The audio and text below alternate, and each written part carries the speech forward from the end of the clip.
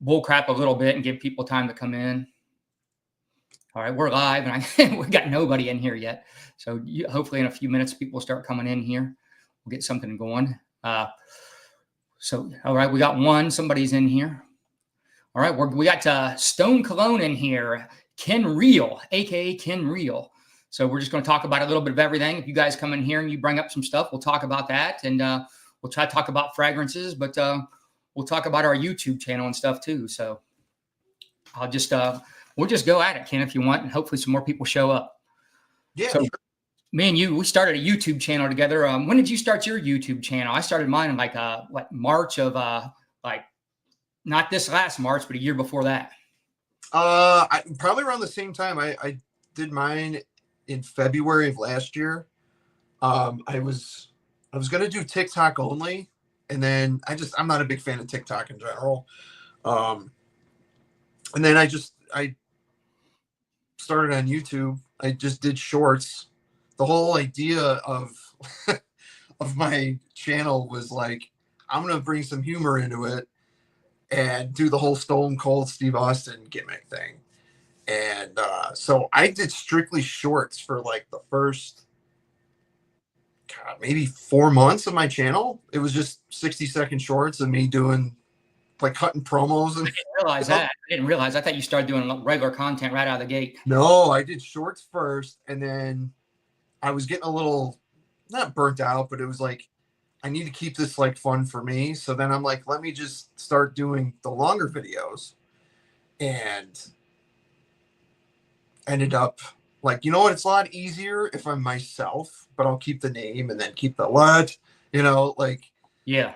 I just thought, keep it a little bit more organic, because it does get old to me sometimes. Like every morning before work, I was just like, what? Sign of the day, what? Like it became kind of, I needed to switch it up. It was only good for a certain amount of time. So I ended up starting to do the longer videos, and then I felt more comfortable, like not having to have it timed. Like I had more than 60 seconds to talk about stuff. So then I just decided, let's just do the long videos and kind of go from there. So it all stemmed because I had a huge collection, and I was like, what am I going to do with all this? Well, let's talk about it, since, Yeah, it actually seems more normal, doesn't it? Because people look at you like, what are you doing with all this? And it's like, well, I got a YouTube channel. So it's like, okay, that brings a little bit of normalcy to it. Right. And they don't even care about that, and they think that's abnormal.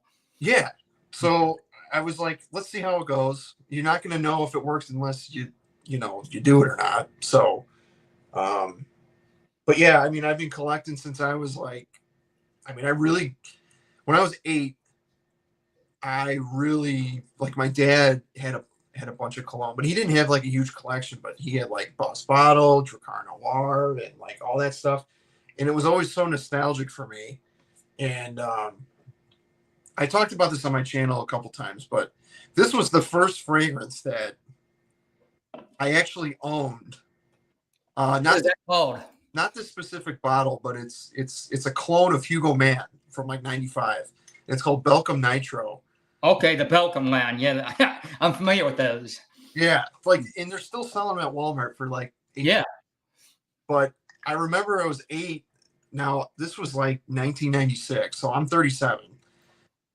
And one Christmas, my mom gave me a leather jacket, and for Christmas, and a little bottle of this cologne. And for some reason, I was like, I just kind of fell in love with it. And throughout the years, I started collecting and all that. But I actually got this a couple months ago. I was at Walmart, and I was like, holy crap, they have it, because I haven't had a bottle of this since then. And it's their clone of Hugo Man. It's you can see it on the box too. But I actually prefer this. It's a little bit more fresh and not as piney green as the original.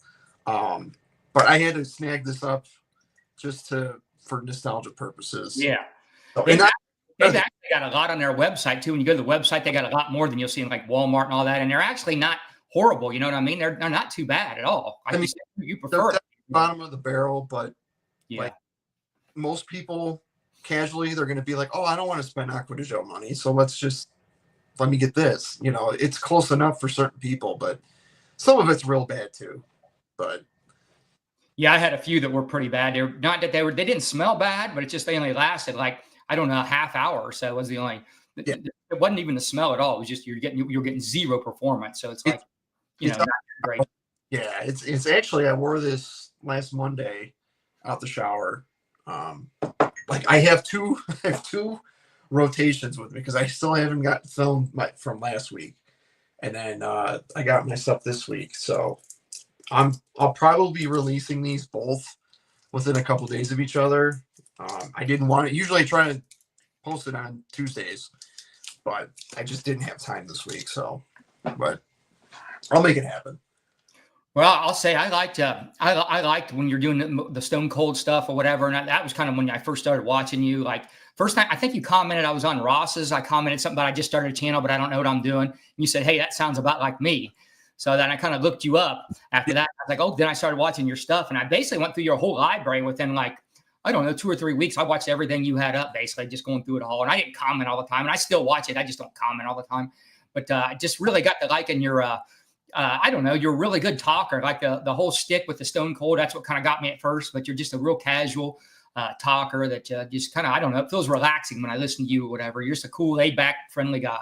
That's all I try to be. I mean, I try to keep it real, like my last name, So, yeah, it's fun for me, and the cool thing about this hobby is like every fragrance that we wear has some sort of story.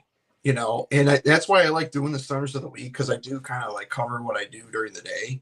Not fully, but like it is kind of a cool escape to just like turn the camera on, hit record, and just like talk about it. Like you're physically looking at them, you're spraying them, and it's like it makes you think about the day too. I mean, heard about it, but yeah, I don't know. Music and fragrances are like my two escapes, honestly. I mean, the hard part about the hobby is the addiction. Yeah. Yes. Do we want to talk about that? I'm a nut on this addiction of this hobby or whatever. I don't know if it's more of a shopping addiction. Or if it's a fragrance addiction, or it's both, or whatever. But man, I am off the rails. This is crazy, the amount of money and time and effort I put into all this. I definitely toned it back. Like most of my stuff's cheapies, but I do have like a lot of Zaharoffs and stuff like that. But yeah, it gets a little hard because you're always searching for like something new, and you're always searching for that next. Constantly. I could have like Neffs when I first discovered Neffs in my hand, smell like my favorite fragrance of all time. And within an hour, I'm already looking up another fragrance onto the next. You know what I mean? I've smelled that for an hour now. So it's like, what's the next one I'm going to get, coming in the mail in 3 or 4 days? You know what I mean? It's crazy. Yeah. And then you got everybody hyping up certain things. And then you're like, ooh, I kind of want to try it. But I've learned I sample like mostly with niche stuff. Like I have a ton of samples, but it's like I don't think I'll ever. I have to really, really like it in order to get like a full bottle of a niche one. Yeah. I don't want to buy any of that stuff. I just don't have the money.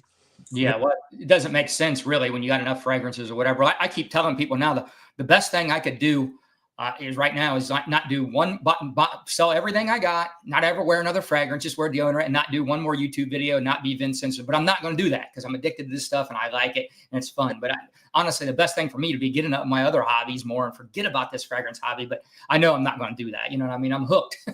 Exactly. It's hard to get out of. I did tell you my scent of the day. So my scent of the day, I just randomly put this on because I had to go get groceries earlier, but it's Burberry for Men. I've been really gravitating towards this. It's a barbershop fougere kind of scent profile. It really reminds me of Mont Blanc Legend Blue. And it's the performance kind of sucks. It's like 4 hours, but I mean, this has been around for a while, but this I've been really gravitating towards is like a dumb reach. And like days like today, I'm not at work. I got a show later tonight. I just threw this on and just was like, whatever. I wasn't like it's pumping off the skin right now, but I mean it's a weak performer. You could find this at the rack store, anywhere. Ross, Dress for Less. Those are probably the two places you'll find it within like 20, 25 bucks. So. I used to worry about performance more when I had a full-time job and I'd be gone all day. I didn't really want to carry a decant. But now that I'm retired and I can just respray or whatever, or spray on another scent and scrub it off, like I don't really care about performance nowhere near as much. As long as I can get 3 or 4 hours, I'm good. I'll wear that because usually I'll spray one in the morning. And then after I get done at the gym and run errands or whatever, I'll spray another one. And then I'll take my shower and do something at night and spray one more for the nighttime, my evening relaxing or whatever. So I'll go through like 3 scents in a day. Absolutely. Yeah. Yeah. I'm more about the scent than the performance too. Yeah, I don't need that. When I was working, I did because I would spray real heavy. And then, I wanted to get through the day. I wanted to still be able to smell it. So that was more important to me. Absolutely. What are you wearing today? I'm wearing this Dracar blue. I know you like this. Cool. Yeah, I really like this one or whatever. Fragrance attorney Michael, he kept talking to me about it. He was saying how much he liked it. I kept reading about it, and I like it a lot more than I anticipated or whatever. It's kind of like a YSL, but I think it's got more layers to it actually than that. Some of the green notes and the fur and all that at the base of it. I like it. Absolutely. I remember I did a first impressions on my live stream of this, and the opening was like, it still is my favorite. The mint lavender combo. And then like towards the dry down of that live stream, all I kept getting was the apple. And I was kind of like, but then like I took like a week or so away from it and I ended up wearing it. It's been making my rotations a lot more. It's starting to get more fougere-ish towards the dry down. And it seems like everybody has been saying the same thing of like, this is really growing on people. Like, and I said, you wear it, you like it for sure. You start noticing more nuances to it when you wear it more. It's like it's not so simple as you think when you first wear it.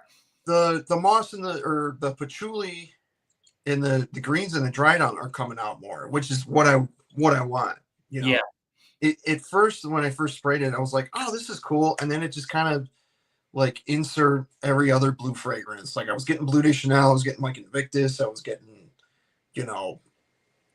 a little bit of YSLY, but now it's like the Dracar DNA is starting to come out just a tad bit more, which is what I want. Yeah, me too. That's what I wanted to, because it's weird how you can spray a scent and then you keep wearing it and it starts developing. You pick up all these other things, within a relatively short amount of time. If you just wear them for a few wears, I love that part of it. Yeah. So, and the longevity on this is good. It's 6 to 8 hours. hours. Yeah, I get for a fresh fragrance, this is good.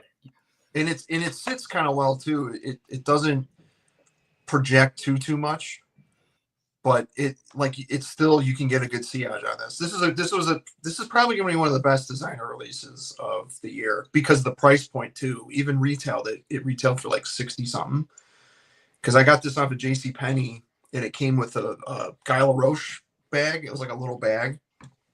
So, and I found out right now. I think that's where I got mine. I'll check and see if it is. Where'd you get yours from? Amazon. It was $35. I found out after it was $35, and I was like, because I know you got it a little earlier when you put your video and was talking about it. You got it quite a bit before I did. Yeah.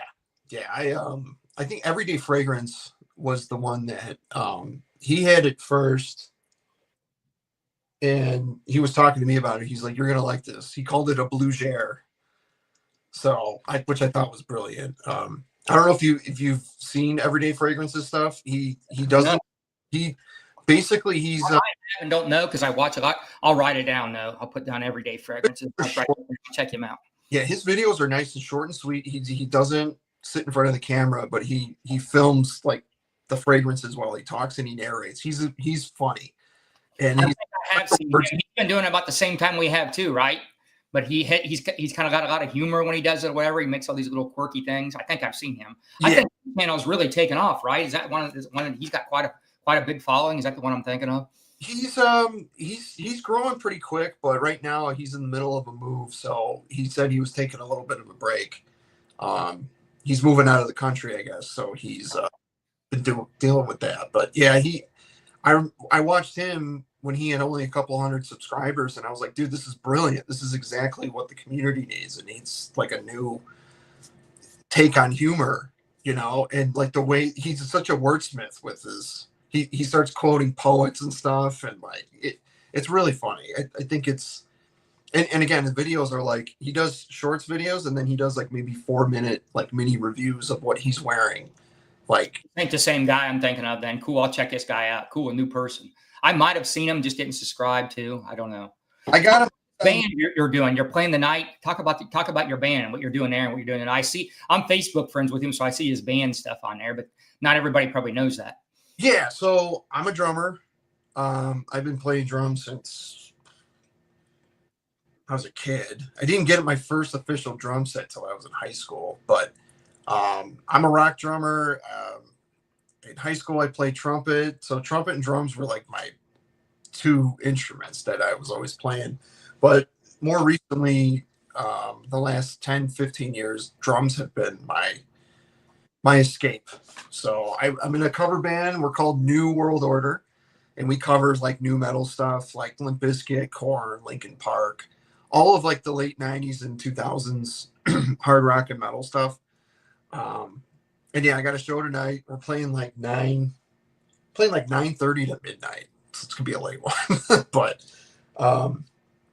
But yeah, I've been doing that for a little bit. I mean, I've been in and out of bands. I got an original music project called Bleeding Sun, and we released an album about 2 years ago. I met these guys online through the band Seven Dust. I don't know if anybody's heard of Seven Dust, but I for sure have. Yeah, I'm pretty close with the guitar player in that band, and we had this Discord chat going, and we threw a bunch of demos. And I met a couple of these guys. We ended up meeting up. They were at my house for a couple of days. We recorded and ended up releasing an album. So, yeah, I'm a big music guy. I like jazz, I like blues, but I'm more of like a hard rock metal guy at heart. So, can you read sheet music? Not for drums. I learned drums by ear. Okay. Trumpet, I can read music. I can't read sheet music. I'm always curious because it's almost like another language. I always consider it one if people can read sheet music, because I can. I played a little bit of trumpet and got taught a little bit of it, but I didn't stick with nothing. So I don't know how to do. I don't have much musical talent at all, but I do go to a lot of concerts. Since I've retired, we've been doing a lot of live music, going to a lot of shows, and I really love watching live music or what. I've really been enjoying that. I kind of had to get up so early at my job. I kind of quit getting into going to live music. And I just got lazy with, staying up and not getting any sleep. And so I wasn't going for a long while. Now that I've been going again, it's like, man, I forgot how fun it is to watch live music. It's so fun. Yeah. Yeah. Shows are really, really good. I haven't really gone to too many, but I've seen Seven Dust like 50 sometimes. So really, that's a commitment. 50 sometimes. Those are most of the shows I go to, but I mean, we do a lot of outdoor concerts right now. There's every Thursday they have one in my little hometown, like a suburb area. Then they have these Saturday concerts we go to, and then there's other concerts we go to. And then even in the winter, we've been watching rock, comedy. We've been even watching like symphony orchestra music. We've been watching everything. So it's all great, man. That's great. Yeah, shows are fun. I want to start going to more. As soon as the kid gets a little older, we can start taking her to certain things. And my town, actually, we kind of do the same thing. They have this, it was yesterday, we didn't go to it, but down around the corner there was like a concert in the park thing, and it was free, but we didn't get a chance to go do that. But yeah, live shows, I love playing live too. Like, I love playing live shows. So tonight will be interesting. Get to unleash a little bit of aggression, because it's been a little bit of a stressful week. That's what we're doing here. We're unleashing Ken Real. Yeah.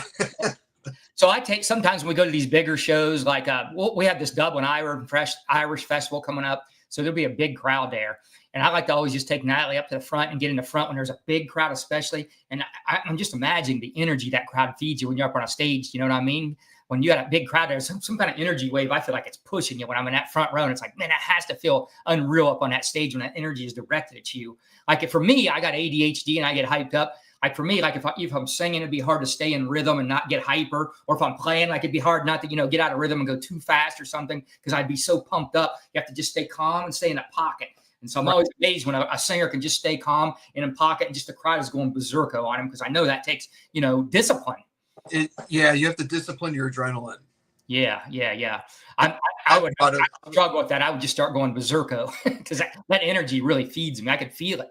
I was playing with a band, and we had a click.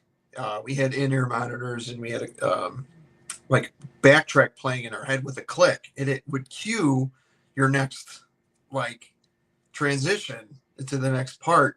So it was like if I was really getting into the song and like I was moving my arms too much or was out of pocket, it's so much harder if you have a click in your ears, because then you really have to focus on keeping time. Because if everybody's on the same click and one of us goes off, it could destroy the show basically. And it happened before where it's like I fell off the tempo and then got back on. But with this band, sets the cadence of the whole thing, right? That's what my friend was telling me. I didn't realize that until recently. Then I started watching it. They kind of rely on you to set the whole cadence. Is that correct? Is that what you're saying? yeah. And especially if bands that use, like a lot of professional bands, they'll use a metronome or a click track in their ears that'll, you'll hear the tempo, and it's like if you go off of that, it could potentially. I've seen that happen because I've been watching for that when I went live and paying attention to that. And I've seen bands kind of get off on that or whatever, or it seems like they're just staying in the pocket with that drummer. Somebody pointed that out to me not too long ago, and I've been watching music my whole life, but never cued in on that. Yeah. I've been watching all these YouTube videos about vocalists and how they hold notes and how they, the actual art of, doing the notes and the voice as an instrument. And I'm even focusing on that more, really getting into more of the nuances of watching a band. And I study like between songs, there's a real story being told here, right? So if I go to a concert and these guys between songs are saying stuff and joking and just kind of setting up the next song and creating this mood, it really can elevate a show. Like the music can be so good, but the stuff they're saying between songs and just getting the crowd involved and all that that's part of the art form too, because the whole thing is art, right? Like these fragrances, this is art. Well, performing on stage and coming up with music is art. Even if you're just playing covers or whatever, what you're saying between songs, it matters. The whole thing, you're a character up there on stage, acting. It's important for the whole show. Yeah. And my thing is when I play, I want to see people doing this, Yeah. As long as they're moving and they're not like, because I've played shows where people just sit there and just stare, and I'm like sitting here, I'm like, what is wrong with these people? Like what I'm hearing is good, but it takes people to kind of get into stuff. But for me as a drummer, like I try not to be boring, like anybody, like I'm all about the performance and making sure everything's tight. But like, I'm mostly like, if I could throw in a little bit more energy and make the pulse of everything just kind of be more present. That's with me. I'm all about feel, you know what I mean? And I'm all about groove and pocket and all that stuff. So, but yeah, it's like you said, it's art, just like fragrances. It's all subjective, but obviously it takes a little bit of some talent and gift to kind of perform some of these songs and make them, especially cover tracks. It's like you don't want to make them your own song, but you want to make them kind of meet in the middle, like put your own spin on the song, but keep it true to what the real song is. Yeah. But yeah, definitely a balancing act.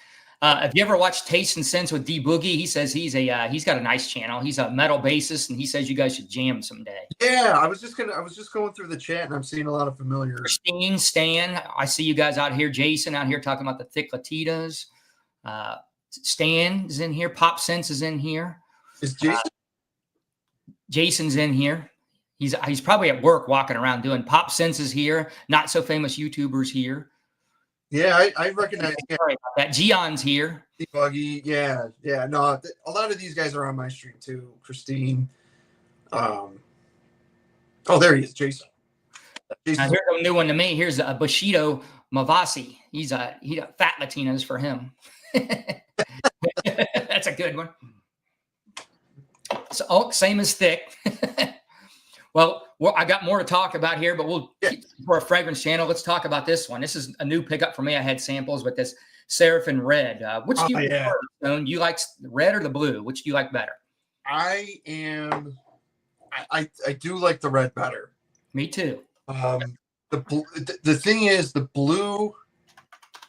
The cool thing is the blue and the red share the same notes, but this is much more warmer, but it's still aquatic.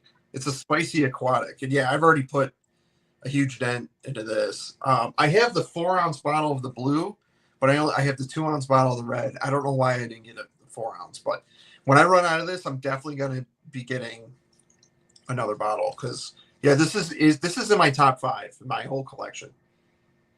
While we're on that, give me your other 4 then in your top 5 while we're talking. It don't have to be exact, just ones you can come up with. Acqua di Gio Profumo. That's been my favorite fragrance, my collection. Bleu de Chanel Parfum, Dior Homme 2020. I was totally late to the game with this. This might bump Profumo because I've stated that before. And then Family for Men Black Edition. I've been really hyping that up since my channel started because nobody was talking about it. And I remember getting it from Ross Dress for Less, and I'm like, this is really good. I deemed it Versace Dylan Blue's granddaddy because it doesn't smell like Dylan Blue, but like the dry down of that, it gave me like the dry down of Dylan Blue reminds me, like the deep dry down reminds me just a tad of Family for Men Black Edition. So that's why I claimed that Versace Dylan Blue's granddaddy. And I've gotten a couple people turned on to it. Yeah, that's a nice fragrance. Everyone you named, I like. They're all good, easy wears. I like all of them. Yeah, so I think those would be my top. Signature Pour Homme, Zaro's Signature Pour Homme. Yeah, I like that one. The Noir is actually my favorite of those for whatever reason. I like that little twist Noir puts on. That's my favorite. That's one that I should really get because that one is a little bit smoother. It's less smoky. Yeah. I call Pour Homme smoky lavender. And I like it. I like the Pour Homme. I like the Royal, but that's something about that Noir. I don't know what it does. It just feels really modern, is how I would say. Just a modern Rouge. It's something about that, what he's done with that. But they're all, honestly, out of all his fragrances, I like all of them. And I know this is, a lot of people will be mad about this or whatever, but I just don't really like Citrine that much. That's the only one I don't really, the rest of them I kind of like. I agree with you. I was going to say that too. Citrine is probably my least favorite. I think I have it here somewhere. Every one is worth owning to me. Like every one of them. I just got the big bottle of the Musk because people were selling it. They didn't like that. They weren't prepared for that. And actually, Musk is my favorite of the Seraphim line. I love it. That's my style. I like those kind of fragrances. And I like musky fragrances. That's me. I've spent a lot of time with this, and something is not grabbing me. Like, I don't know what it is. It's not just you, man. A lot of people just don't like that kind of scent profile.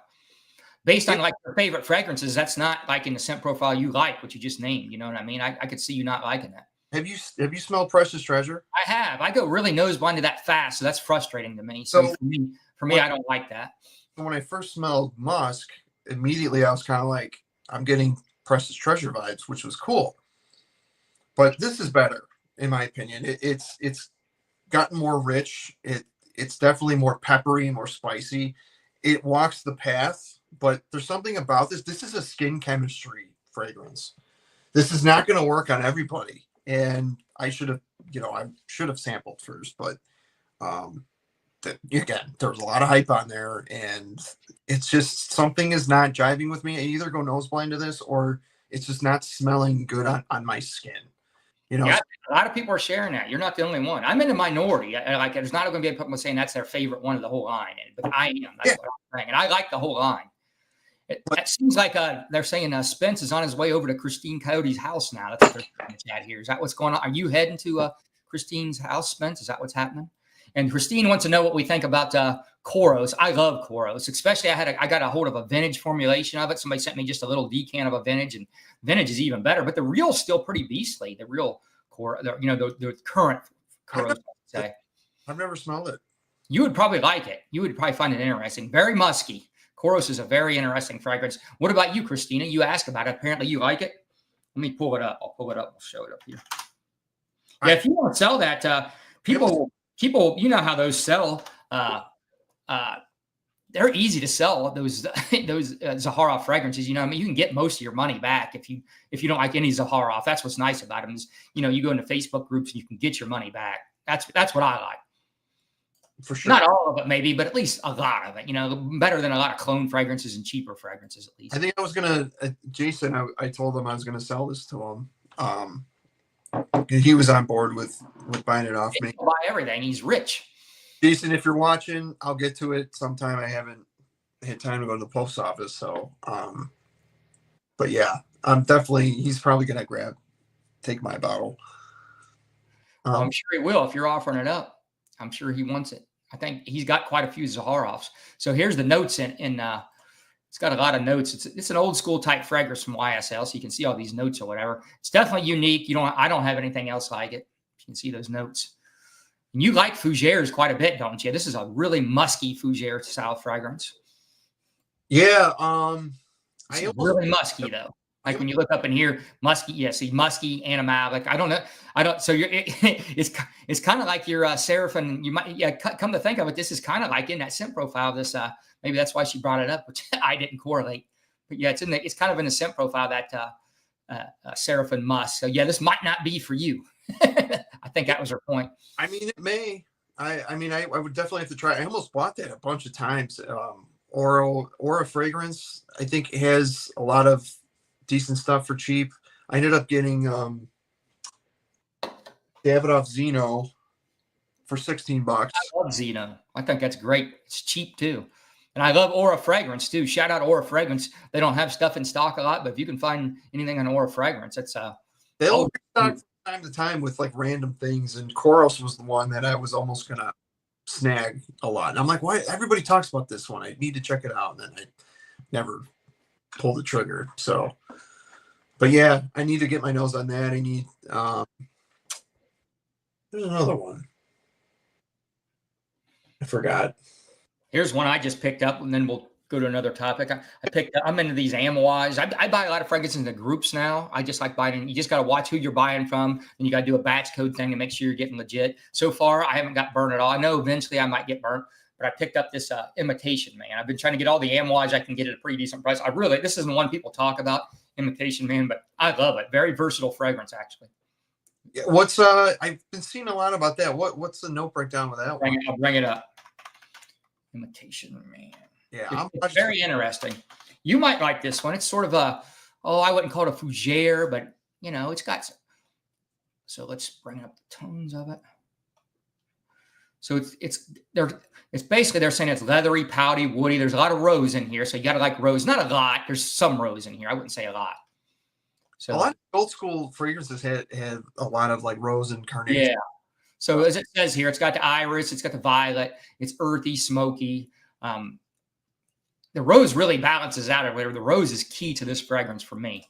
So you start out with a little bit of citrus and that nutmeg and the spices. And I like anything with like orris in it. And then it's got this myrrh and the castoreum. This is to my taste, and I like this kind of stuff at the bottom.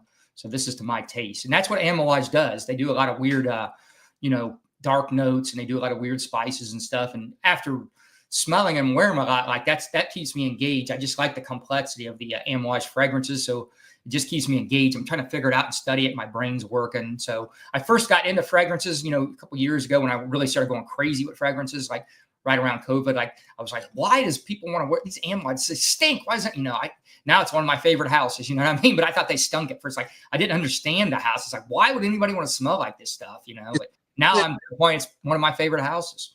Yeah, isn't it interesting? It's like there was stuff I smelled a long time ago, and I was like, oh.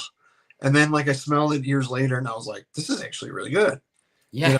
And the whole house of Amouage, I was like, no way, that's a terrible house. Now I come to find out, well, actually, it's one of the best. It's one of my top houses, if not my top. I went through most of the house. I haven't bought full bottles of everything. I'm just kind of waiting for deals if I do. But I bought decants of even like the rare ones and discontinued ones, whatever. I'm so crazy about the house. And really, a guy like me with many fragrances I don't need bottles of everything. It's crazy for me to even think I need bottles. But, when you run across a good deal and I know I can get my money back, I like buying that way. At least when I go to sell it, I'll probably get most of my money back on this because I bought it so good. Absolutely. Yeah. I have a clone of Reflection Man. It's like $15. Mouge Affection. I haven't tried that one, but I am aware of that one. I haven't tried that one. It's in the other room, but yeah, I think a couple people on here would know what that is. You can still probably find it at TJ Maxx, and they're not in the boxes or anything, but pressurized atomizer smells almost 90% similar, and it performs pretty well too. I was actually a lot of them cheapies at Marshall's, TJ Maxx, or like the unboxed ones. Some of them have on there. Yeah. I put my nose on a lot of those unboxed ones in there. I'm like, I don't know what that, they're probably not going to last. But I do like it. Have you tried this Antaeus from Chanel? Christine's asking about. I have not. I have not either. I'm going to pull it up, though, and see what we're talking about. Is that one we should get our nose on? Christina, tell us about this one. Looks like it's something I would like. I'll bring it up here. This definitely looks like something I would like by looking at it. I don't know about Stones. Might be too animatic for him. Well, it's woody aromatic, so I know you like woody and aromatic, right? It's got some amber tones, mossy, earthy, musky. This really does look good. I'm gonna make a note of this. Those look pretty slick. Just the accords look pretty slick. I like moss. I've been really into oak moss and like the earthy type of stuff. Yeah. What about castoreum? Because I see castoreum here. Could you handle that? That's definitely one I want to get my nose on. Yeah, I'm writing it down. Every one of these lives, I write everything down that comes up, whatever, and then I sample or I put them in a little list. I got an ongoing list of stuff I want to try, and I'm definitely going to add this one to the list. This looks interesting. So one thing, let's go back to we started our channel at the same time or whatever. So now we're a little over a year into it, and I just was happened to catch you talking about it a couple of times. I've heard you talk about this. Kind of at a weird spot with the channel, you know. It's getting harder to get motivated to do. You know, before we were doing like you were doing. Daily content or whatever and putting out stuff all the time. And I was too, and feeling motivated. There's no way I could do that now. I just don't feel compelled to do that. I'm not going to do that. So it's a little bit harder. I'm not as motivated as I was. Right. It's see, for me, like last year, I didn't have like my wife was pregnant. So all of last year up until July, it was like I was doing it every single day because it became part of my routine. I was doing the car videos, which I just started to bring back a little bit. I haven't done anything this week. I think it's a good idea, though, because you're multitasking. You know what I mean? You're already in there doing it or whatever, and it looks pretty good. It sounds pretty good. There's nothing wrong with it. You're a good talker. And the cool thing is the shorts videos let you do 3-minute shorts instead of 60 seconds. So it's like I can still get my point across in 3 minutes because everybody's attention span is starting to everybody scrolls or whatnot. So it's like for me, in the morning when I leave, I'm not, you know, my wife's a teacher, so she's home with the kid during the summer. So I don't want to wake them up being in here. I'll go in the car, start doing those. I've been just starting to do those again, but yeah, last year I had a lot more time to invest in this. And then now it's just like with, you know, kids getting older and like priorities are changing. And like, I do want to keep this fresh and keep it, you know, fun. And I did say recently, like this channel's not going to grow so significantly. Like it could. Well, mine's not either. It's just not going to happen. I'm not going to put the effort into it, and I just don't think I got the personality or the editing skills or that I even want to learn all that to make it big or whatever. But I'll keep doing it. I'm going to keep I was even thinking about shutting the channel down as like a New Year's resolution, but I still want to do it, so I am keeping it going. But I was actually thinking about just quitting. I was to the point too where I was just like, you know what, I'm going to take a break. And then it's like, well, I want to do the stunners of the week every week, you know, like that'll be kind of interested, but yeah, it's one of those things where it's like, there's a lot of big creators and this space is starting to get bigger, but it's getting oversaturated. Like everybody's been coming out with new channels and stuff. And like a lot of the big time creators, they're doing that full time. So like they make their income doing that stuff. Wow. You know, a couple other ones. And good for them. I mean, they were smart in doing that, and YouTube gave everybody an opportunity to, you know, make some revenue and get monetized and all that stuff. And it's cool. It was a lot to learn though, because I am a little old school still, like learning about all this stuff. I'm like, yeah, I didn't know nothing. I was just a factory worker. You know, I never did any of this, or whatever. And so I'm still just doing it with my phone, doing real crude editing things. But, you know, I kind of enjoy some of the editing things. I'm actually starting to play with B-rolls now, putting my voice on it. I bought a little light box. So it's more time consuming, but I do like it. I don't know. A couple of my latest videos, I did one where I put like an ocean scene and I'm talking over it as a B-roll. And I bought a light box because Amazon had it for like $30 on Prime. I put the fragrance on a rotator and I kind of talk over the fragrances as it rotated. It was kind of fun. You know what I mean? Yeah. Different editing. And it wasn't really hard to add to editing. It is more time consuming than just editing me talking, but because I already was going in there and like, you know, cutting some of it out or, you know, adding music. So it's just another step, but I'm kind of enjoying it. As long as I'm enjoying it, it's fun. You know what I mean? If it gets to be like it's work and I'm doing all this stuff, it's like, I'll quit doing it. So it's got to be where I feel like doing that. Yeah, no, I agree. The editing part is probably the hardest because like luckily I have my own office at work. So like I'll film like some of my weekly rotation. Like I'll film it the night before, and then in the morning at work, I'll edit it on my phone. Yeah. Try to upload it later that day. If you schedule your uploads, the algorithm will push you up more. Is what I've never scheduled one. I've heard that. A couple of people's told me that. yeah, because Yeah. sometimes they'll tell you release it, like upload it 24 hours from now. That way it will give that. I just put it up. Boom. give YouTube time to put you where you need to be in that sort of niche market. You know what I mean? So Yeah. I think that's why, because I ended up getting my watch hours pretty quick because I started researching like how to upload your stuff. And they're like, do this if you want to get noticed more without like, buying subscribers and all that crap. But like there was a way to upload everything and like using certain hashtags and like don't use too many hashtags. And right. now I'm to the point where it's like I do just want to upload them and just like, because again, we don't have a lot of time. We're not doing this full time. We're just doing it for fun, and I want to keep it fun. I don't want to be stressed out about because I've had technical difficulties with this. I mean, if you see any of my live streams, sometimes I'm like, what the fuck, like yeah, I like streaming on my phone. It's like I got it because I don't have a camera. I use my phone too. Yeah, that's what I'm using. All my editing is on my phone and everything. Like my computer's not. Like I first was going to do this. I've talked to Jamar a lot at VinceScents even before I got started. And he's like, he uses DaVinci. So I tried to get DaVinci on my computer, and my computer's not even strong enough to run it. The card, so I can't even edit with it, whatever. And then I'd have to buy a camera and all that. So I was just like, I'm just going to figure this camera thing out. And then PopSense, he was on here earlier. He's one of the ones who said, hey, I just use my phone. You can do this or that. And so I've just been using my phone from here out or whatever. Christine says if Vince quits, she's leaving too. Don't do that, Christine. You've got a growing channel. You're doing good. Bushido says I'm in pension. Just chill. That's what I should be doing. Spence says editing is work for sure, but Spence likes doing this. If you've watched his channel, haven't you? In his lives, go check out a live of his. He does some unreal stuff. Christine says we have great channels, and so do you, Christine. What you're doing is really good. You're getting a lot of people on your lives, Christine. You're getting a lot of traffic. Am I? I don't know if I'm. Yeah, Christine Coyote. She gets a lot. She gets a lot of. I've been in her live sometimes. She's got 20 or 30 people in her lives. She does good. Here's what I'll tell you. One thing I did. I think I already told you this when I first texted you about going live. This is where I really messed up. I didn't know any better.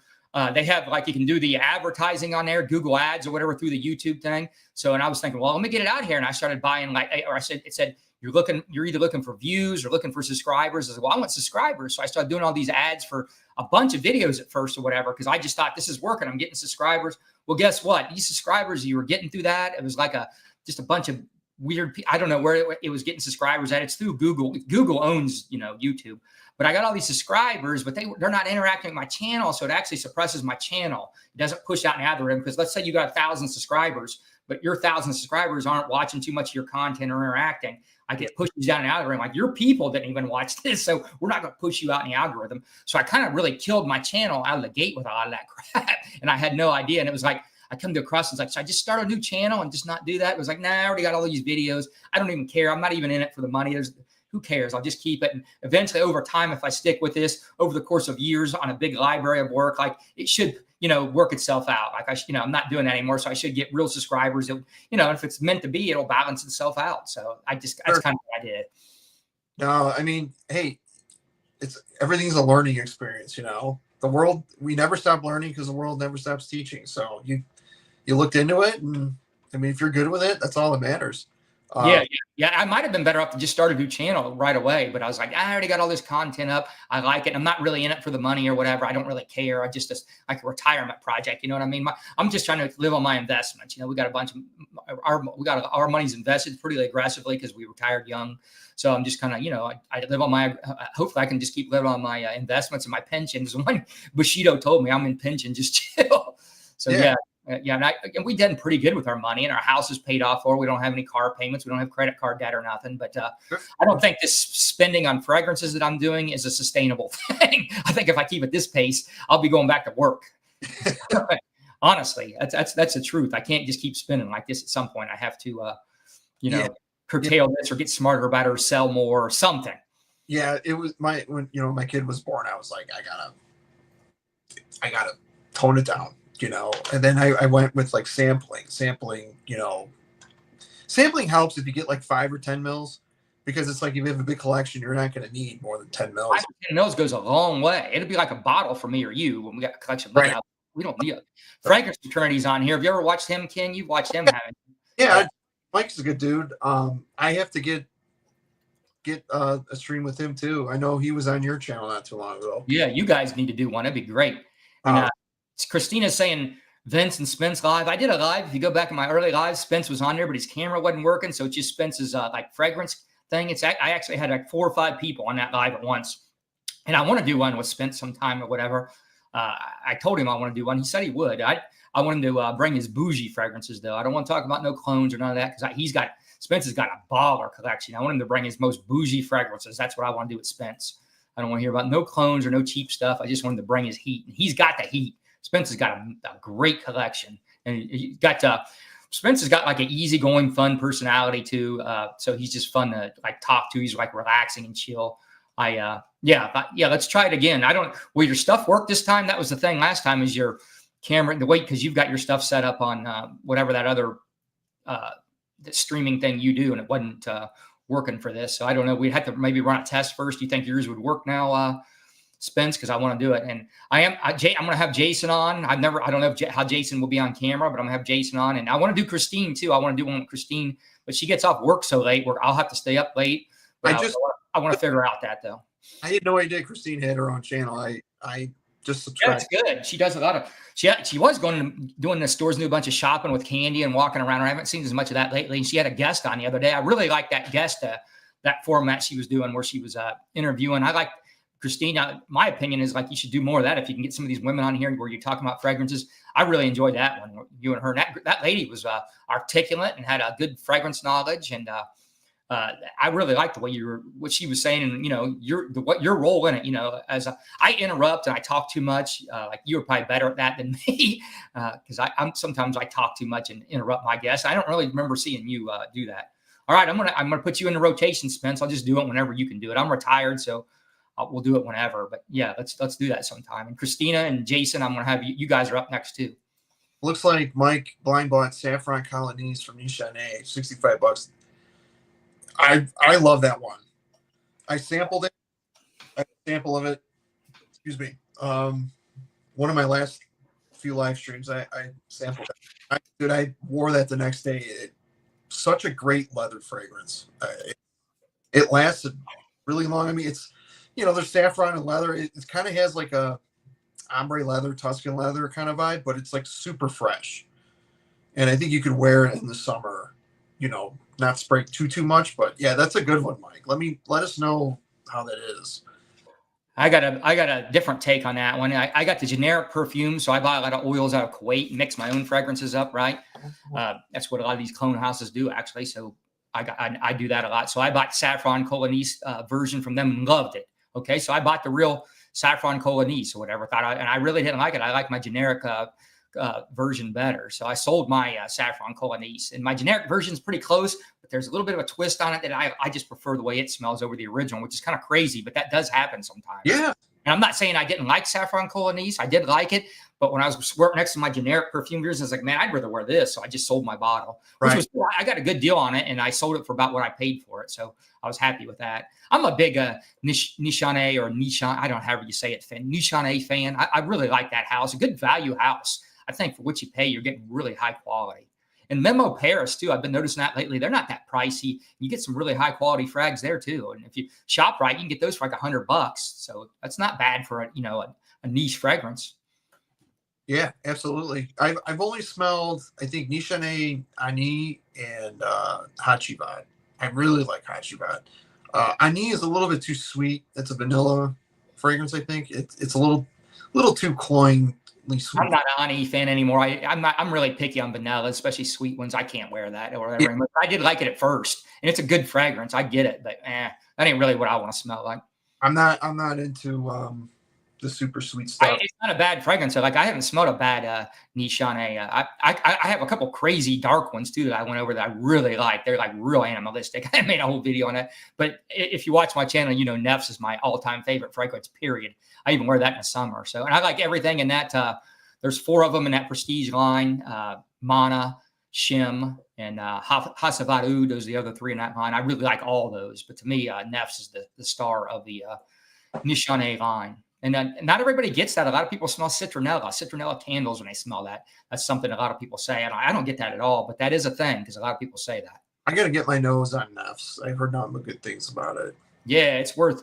And if you want a cheap version, Matt Lusk at Mirror Image has got a real close 1-to-1 version of that. It's really close. It's amazing how close it is. Or really, you don't even really need a bottle, but I like it so much I have to have the real thing. I tried Alexandria's version and Dua's, and it's just not it's not good enough for me. It's off, whatever. All right, Monday or Wednesday late. All right, I'll keep that down. Monday or Wednesday late. I can do any of those. We'll do that. He's about to spray some Jacquard Blue. Yeah, he's one of the ones who finally kept talking about it and pushed me over too. You kind of got me started on it, and he kept talking about it. Yeah, out here flexing on you. Yep, yeah, I just went to the gym today. Looking kind of skinny today on this camera. Warning, objects in camera are bigger than they appear. I look skinny on this web. Man, I think I got Stone Cologne on here, and he's making me look small. Oh God, I don't work out, so you're natural mass. And that drumming, you're telling me that drumming ain't working out? What are we talking about? Yeah, but I don't drum every day. I mean, after tonight, I'll have my back because we're taking a little bit of break. Some of the guys in the band are having another kid, so tonight I'll get my stuff, and I have a 10-day vacation.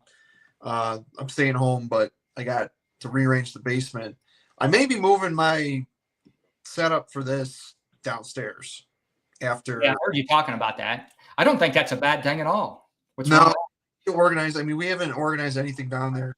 We moved in 5 years ago, so I said I want to get the garage straightened up and the basement because our kid's first birthday is on the 26th. So I want everything like inside and outside. I want everything buttoned up and presentable. You know what I mean? So, but yeah, I'll have my drum set up in the next couple of weeks. I'm going to start doing more drum covers, and I think I'm going to put my collection downstairs as well. So it's a work in progress. So we'll see. I think it'll be cool. Just get you really all you need is a plain wall behind you, and that doesn't look bad either when you're doing a live. You throw a light or something on it with a background, real easy line. I'm not one to like put all my fragrances in the background. That's not me or whatever. I'm real anal about the way I store them from light and heat. They're in tubs in the basement. I like it that way. I have some up in here. They're all some vintage ones up in here, some vintage chaps and polos that I keep up here. But I'm really those ones. I feel like they're so old, like they're probably already not been stored correctly, so I don't care. But I'm real anal on how I store my fragrances. I keep all my boxes. It would be good about it to have them, behind me while I'm filming. It just is like a good background look. But I agree. I'm kind of just like I keep them stored where they're not in the sunlight and they're not going to go bad and they look presentable. They're in my bedroom and they're in we took the drawers out. So it's like, there's like 6 sections and I'm running out of room. So yeah, when I bring all of it down, Christine, I'll go on your live anytime. And anybody else can speak up here too. So you just let me know. I'll go on yours. And D Boogie, you should go on her live with her. She'll give you a lot of exposure. She's got a lot of eyes on her when she does a live. Her lives are, when I look at her, people watching when I'm on there, it's in the 30s sometimes. So she gets a lot of people on there. It really, algorithm likes her, pushes her out. So I would say that'd be really good. And anybody, if you can get on Spence's live, that'd be the live because he's got a lot of people that are really deep in the game because Spence has been in the community a lot or whatever. So a lot of people in Spence's lives that are in the comments or watch his lives or they're deep in the game. They got a lot of fragrance knowledge and been doing this a while. That's what I like about Spence's crowd too. So I think Spence has been in the chats and around these people for a lot of time. So they go back with Spence. Let me make sure I'm subscribed to him too. Yeah, not so famous YouTuber. Yeah, check out one of his lives when we get off here. Whatever, go on one of his lives or whatever and watch how he does his lives or whatever. It makes this look crazy how dumb this looks compared to what he's doing. Well, anybody's really. And then his collection and stuff is great. He's on Instagram too. He's got some shorts he does. He has a real nice presentation the way he shows it. He's got his store displayed really nice. So check out his Instagram too. I just subbed to him as well. Really quick, have you smelled YSL Elixir? No, I want to. It's got a pine in it. You smell pine? I always like pine. I heard pine note was in that. There's no pine. There's lavender, geranium, and oud. Now, it's not a super heavy oud. I mean, that's the note breakdown that they said. I mean, obviously, there's probably more going on with it, but this is a very soapy and woody YSL. Like, I think it got shit on because it was like $180 for a 2-ounce bottle when it came out, and it's not worth that much to me. But I have this I have this 10 mil sample, and I wore it, I think, last week or the week before. This stuff is really good. I haven't smelled that yet. I want to, though. It's a more mature YSL. Nice. It's probably my favorite smelling one because I think it would cater to like 30s and up. I know EDP gets all the love, and the old version of Le Parfum gets all the love. The Elixir is my jam. It's like a soapy, woody, fresh. I mean, it still has the Y DNA, but it does a different. It just makes it more soapy and woody. Yeah, nice. So. I'll pull it up next. Let me pull up the notes. But Michael's talking about this Gucci Guilty Essence Borham. I have smelled that. I've sprayed it in the store, Sephora. I go in Sephora a lot when I'm taking Amazon packages back at our Kohl's, and they have a Sephora in there. So I go in there all the time. Have you smelled this one, Stone? I believe I did. I believe it all. What do you think of it? Michael's saying it's great. Slept on summer banger. I like it. I don't think I like it as much as Michael does, but I do like it. I do think it's a nice fragrance. I really got to go, but next time I go, I'll try it again. It is nice.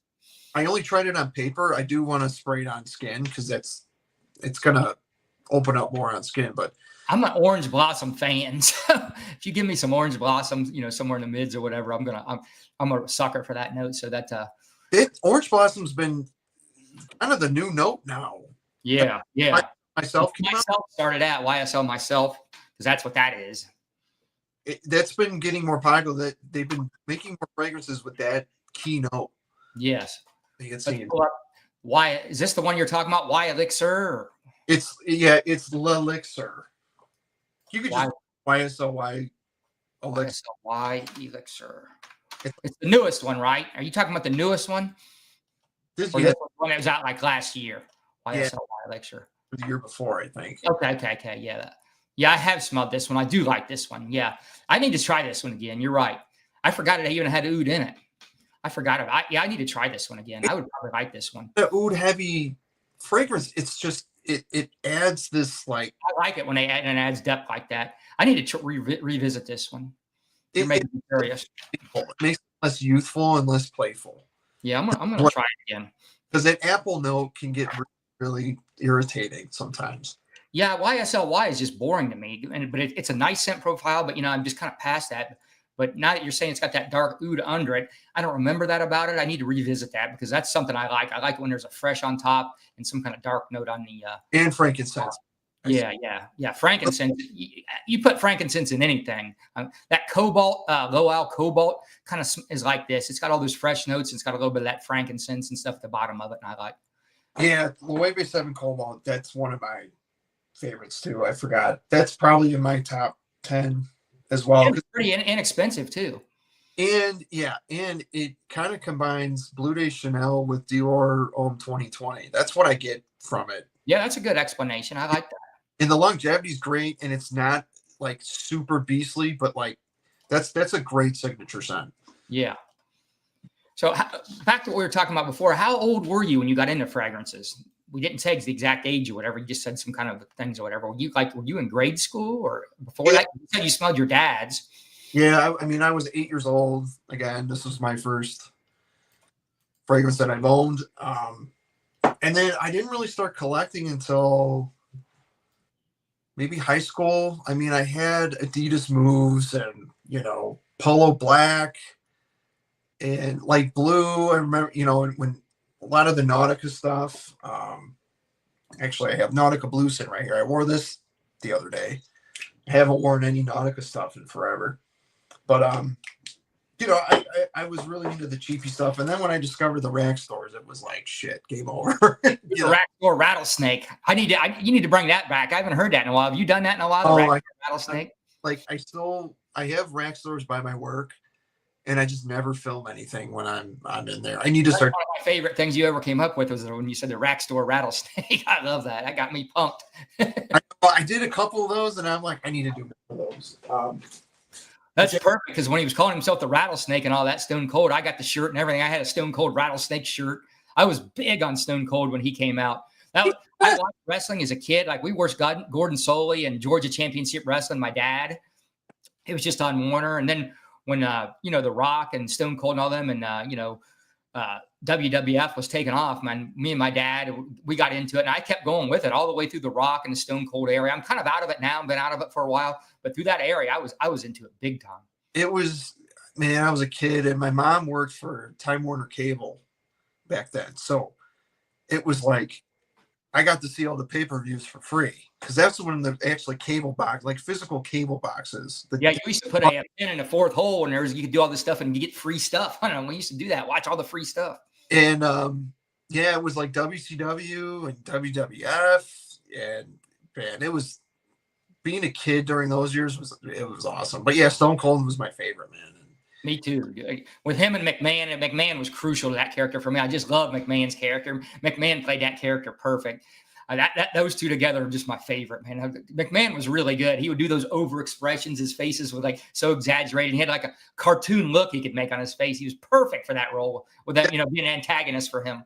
Yeah, the whole storyline with him and like being Stone Cold's boss, and he was like, I hate my boss. It like really, yeah, it grabbed a lot of people, because a lot of blue collar people hated their boss. Yes, and I was a blue collar person working at an auto plant, and I had a lot of bad bosses. I hated my bosses, and so did all my friends. We all watched it, so it resonated big time with us. Yeah. And then he would always get those. They would get that equipment and run over cars, or he just coming in on different pieces of equipment or whatever. Big machinery. That part was so fun too. I used to get so pumped when that'd be hard to. I would watch it after I'd work like a late second shift, and I'd record it and watch it when I got home, and it'd be so hard to go to bed. I'd be so pumped up from that stuff. Yeah. Hey, really quick, since we were talking about rack store stuff, this one I got recently. I've never smelled that one at Pisa. I hear a lot of good talk. That bottle's cool. It's in the vein of Tigar. If you have Tarathi Blue, it's very, very similar, but that's why I haven't got it, because I'm kind of over that DNA and I've already got stuff. But I heard that one's even better. People told me it's got a little bit like imagination or something mixed with it. You get any of that? It's more so. See, I've never smelled any Louis Vuittons, not even Afternoon Swim. But from what I've researched, this is like Tigar meets Afternoon. Okay, yeah, that's what it is. You're right. That's what it is. I've got that wrong. It's not imagination. It's the citruses on here are just awesome. I've heard nothing but good things. Nobody has ever said this one's just all right. And that bottle's cool, ain't it? It's real heavy, isn't it? Dude, it's yeah. It's like 3 or 4 pounds. I mean, it's a pretty hefty bottle. It's a little obnoxious, but and then I ended up finding this. Yeah, I've smelled that one. I got a decant of that one. That one's nice too. It's really nice, actually. They're at the rack stores. Yeah. And that's really nice. What is it? JPG Le Beau or whatever? That's what it is, right? Le Beau Le Parfum. Yeah, Le Parfum. And I never smelled it. And I was like, all right, I know this was hyped up. Let's see what it's about. And it's pretty good. I haven't had a full wearing of it, but my wife, she likes the tropical stuff. But it's really good. It's not as like immature as I thought it was going to be, because I'm not big on coconut, but this is really, really nice. It's yeah, and it's an extract de parfum. This thing's a beast. I sprayed one spray on my arm the other day, and I smelled it for like 15 hours. It was crazy. Yeah, I've just got the like I said, the decant of it, and my little decant I wore of it every time. I was like, people always say 8 hours, this and that or whatever, but I actually was getting about 8 hours out of this with the base and everything on it or whatever. Most fresh, you're really only getting, like people say, 8 hours on all these freshies. I'm saying 4 to 5 on most of these freshies. They're just not built that way to last that. But this one with some of that tonka and sandalwood and amber at the base, I was getting close to 8 hours. All this top stuff had died off, but I could still smell the fragrance. You know what I mean? Which is really good, cheap freshie. It's an extract de parfum, so I mean, it definitely is pretty potent. But yeah. Need 2 or 3 sprays of this max. It's pretty loud stuff. Yeah, I like that one too. I never got a full bottle. I just got so much stuff. This is one I would definitely get a full bottle of. I definitely like it.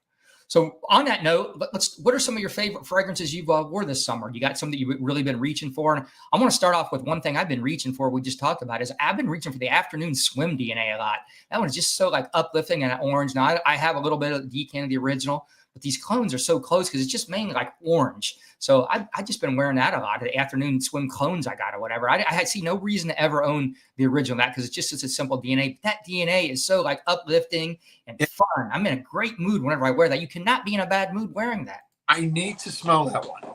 The clones are good. And I probably have smelled it in some sort of other fragrance in the past, but I mean, like this one, the Pisa, it's a lot of people are saying it's very similar to, was that? This is the 4 Quatre, the Paris Corner. This is so bright and like a orange, like candied smell. It's just so uplifting. I layer it with this Alexandria Afternoon Swim, which is a little bit deeper and thicker, but these two together as a layer works really good for it. Afternoons. I can put this on and wear Afternoon Swim regular on the other arm. I'm just as much a fan of this layer as I am Afternoon Swim. And Afternoon Swim's outrageous, the price. Absolutely. But you're still not going to get performance because it's a citrus. You're not going to get good performance out of a citrus. It's going to burn off. It's it's not built to do that. I have, let's see.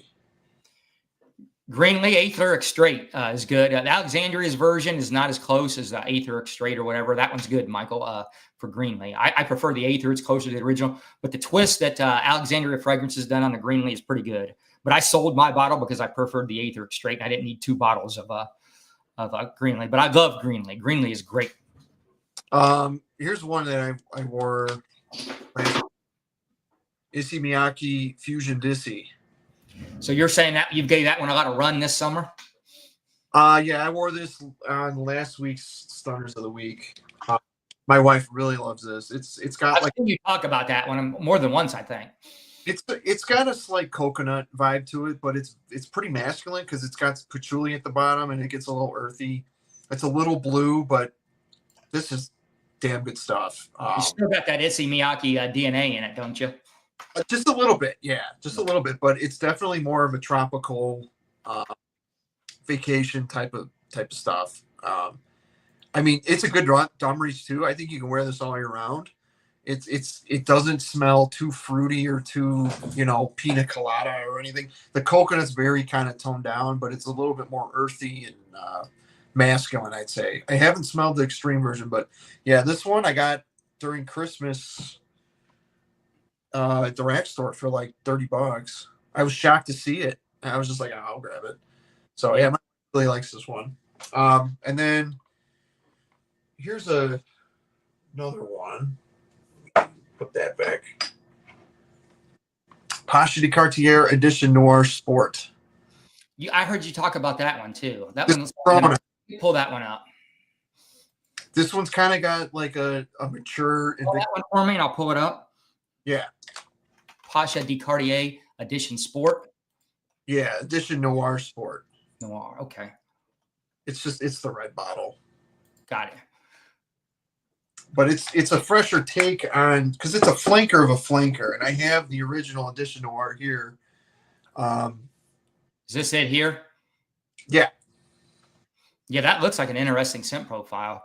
How much is this one, Stone? Roughly. What did I get? Did I get that from Fragrance Buy? I think it was like in the $60 range. Yeah, that's fair for that. Yeah, I'll pay that for Cartier fragrance. Now, depending on where you look at the note breakdown, some of them will say, oh, it's got melon in it and all that, but it's definitely got like a more mature Invictus Aqua vibe to it. It is really not complex, but the way that Pasha de Cartier has, like, you still get a little bit of that core DNA. I think the EDT in that line is still the best, the 1992 release, but this one is definitely, I usually wear out the shower. Yeah, it's getting more, it's starting to get a little bit more stout. Because it's not a big performer. It doesn't perform much. I'm okay with that. We've talked about that just now. I'm okay with that. I don't need that. Yeah, it's a good 4 to 6 hour fragrance, but this will shine in the heat for sure. Nice. And then, I got quite a few, but either the original, or I like the extreme better. Bulgari Pour Homme Extreme. Yeah, I've seen you talking about that one too. I haven't put my nose on that one. This is a little bit more elegant, but I think Ross from TLTG said this scent profile, if there was a niche version of Mont Blanc Starwalker, this is what it would smell like. And ever since he said that, I was like, that's so true. Has he ever jumped on any of your lives or anything, TLTG? No. He does Mike, Fragrance Fraternity. He jumps on his lives or whatever. He has quite a few times. Yeah, no, I mean, I've spoken to Ross on Instagram. We were sending voice messages to each other. He likes your channel. He shouted you out a few times or whatever. I've definitely heard him do that. Yeah, I mean, I haven't been on any of his lives recently. It's just, I haven't been in any of his lives in the chat or anything either. I only do a handful of people. They're all smaller channels for the most part that I do live. When he goes live is when I'm leaving work.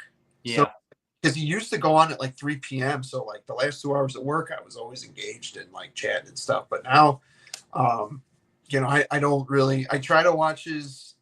He was my favorite, content creator for sure, and really got my nose out. He got me motivated, and I was going by a lot of his thoughts and ideas and stuff early on too. Whatever. I don't watch as much as him as I used to. I don't have him like I don't know. Just moved on to other guys I like a little bit more now that I watch more than his. But in the beginning or whatever, for a long, long while, his was my main content go to. Whatever. But it's not that way anymore. I don't watch him near as much as I got a lot of like more obscure type channels that I'm into that I really enjoy now. So a lot of smaller channels I like. I don't necessarily need these bigger channels, thoughts and ideas as much as I used to. Like Chaos Fragrances, that's one I watched when I was beginning. Like I'll never hardly watch that anymore. I still watch VinceScents because he does have he gives his real opinions on stuff, and he's got a lot of the new clones in and stuff. So I still watch him. And like Bow Tie Fragrance, where I keep saying this, but I've like circled back to him because he talks about all these real high end fragrances and stuff, and I like hearing somebody talk about those. You know what I mean? Maybe I just get a 5 or 10 milliliter. You know what I mean? Maybe that's all I try, but at least I like hearing about them. I'm probably not going to get bottles of them, but. I'm looking at Jason's comment. Why are you not at work, Ken? I'm on vacation. Let me go to this chat. Thoughts on Super Leggera. I love that one. I wish I would have got a full bottle. I got a 10 milliliter decant. I think that one's great. I thought I got that 10 milliliter decant early on, and I thought, oh, this is just a boring release from Chanel, whatever. They didn't put no thought because they hadn't put nothing out in a long while. Then they come out with Super Leggera, and it was like, well, this ain't nothing to get excited about. But actually, it is something to get excited about. I think it's a really nice fragrance. What do you think about it, Bushido? Afternoon Swim, good stuff. Yeah, and Christine has Super Leg. I've seen her. She's got the bottle of it. You ever want to sell that, Christina? Let me know. You'd like, let's see. I've never smelled Super Leggera before. Replica Never Ending Summer. Oh, okay, let me try Replica Never Ending Summer. I'll write that down.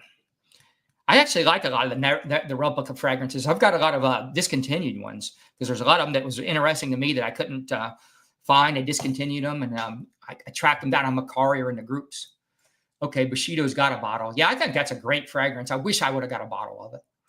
Let's see. Smelling Vacation kind of make me depressed because I'm never on sitting my desk. See, a lot of people vacation fragrances make people feel weird, but I don't know what it is. They make me feel so good. And we're going to talk about a vacation fragrance, ages or whatever. This is the one. I mean, this Creed Virgin Island Water. I mean, it's just, when I wear this, I just feel so good. And other people don't feel that way. Like they feel feminine or they feel like they're out of place or whatever when I wear this or whatever. But not me. I just love the mood I'm in, everything when I wear. This is definitely like the king of the summer tropical island fragrances to me. I have El Hermain L'Aventure Fresh, the green. That's the Korean Irish Tweed one, right? No, I think that is it's Virgin Island Water. It might be Virgin Island Water or Silver Mountain Water. I don't remember. Yeah, it might be Silver Mountain Water. I don't think they actually, which I don't get. I don't think they have if they do have a Virgin Island Water clone, I want it. I don't think they do, which is crazy. All these places should be putting out Virgin Island Water clones. It's doable. Let me yeah, pull it up. Yeah, and Jason's saying you're not at work. Well, Jason's at work. I know he's walking around. Yeah, Gritty Rebellion. I have tried it. I like it. Speaking of that, that's one I was going to talk about here. This is one I've been giving a lot of run. This Gritty Mango Oud. I've been giving this a big run this summer. I just really like this. It's another one of those ones, as Ken was saying earlier, that has the it's got the fruit notes, but then it's got the oud at the bottom, that's to my taste. So I'll pull this one up for you guys. This is one I'd give a lot of run. It is synthetic. It's not as expensive as like it used to be. You can find this pretty decent prices on it. It's not crazy or whatever. It's come down from when it first came out. Because when Ross was first talking about this, it was just too expensive. I didn't want to pay that for it. But man, it's really good. I like this one. I've tried Gritty 1968. I haven't tried that one. It's honestly it's really good, but you're gonna automatically like assume Sauvage. Like it's very a Sauvage dominant kind of profile, but it's the quality of it's really good, and it's a little bit more green, but it is a fougere. But I had a little 2 ml sample of that. I don't know where it went. I got Green Irish Tweed right here, actually. I love Green Irish Tweed. That's another one. Oh, it's timeless, dude. It's so timeless. Yeah. The clones are good, but there's something about the regular one that I just really like. And this is another one I got into this winter. I poured up on deck. This summer, this Creed Millicent Imperial. Go ahead, Ken. I was just going to say, clones cannot hold a candle to Creed fragrances. I mean, you can get away with Aventus, but Green Irish Tweed, like Green Irish Tweed and Cool Water. Good on Venice. I'll give them that. It's pretty good. But Green Irish Tweed, there's some stuff missing. And if you do like a Creed Millicent Imperial clone, like I thought, you cannot get this ambergris. This ambergris that Creed uses, that you can't duplicate that with the clone. And that's what makes this fragrance right here is the Creed ambergris. Wherever they source that at, I think Creed is the only one that gets this. And that's a big bulk. This and a Rolfa, that's another one I fell in love with this spring and summer. A Rolfa's got a lot of their ambergris. So once you smell that Creed ambergris, like the clones, they're just not going to get that. I mean, they do a good job for what you're getting. It gets you the ballpark, but you're just not going to get that Creed ambergris. And that's what makes this, and that's what makes a Rolfa too. A Rolfa is another slept-on Creed. I don't have that one yet, but Michael's saying Trey Marie is pretty solid in his opinion. I disagree, Michael. I don't like Trey Marie or whatever. That's not too good to me.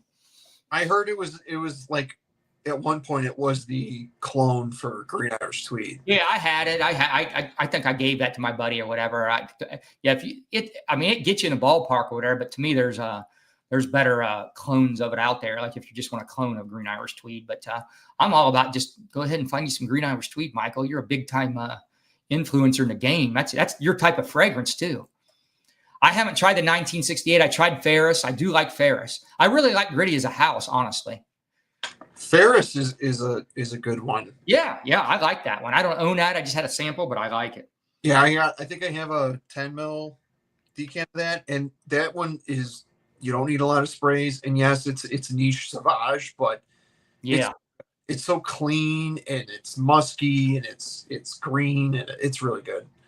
Here's one you guys might like. I just got turned on to this one or whatever. I've smelled it before, but I revisited it lately. This is this Penhaligon Sartorial. It's kind of like a niche brute. That's basically what it is, because when you do the closest comparison, but this smells so good if you like fougères. I know you would probably like this, Michael. Now, you're not getting great performance on this, but it's only like $136 on Olfactory Factory right now, and I've seen it in the groups even cheaper than that.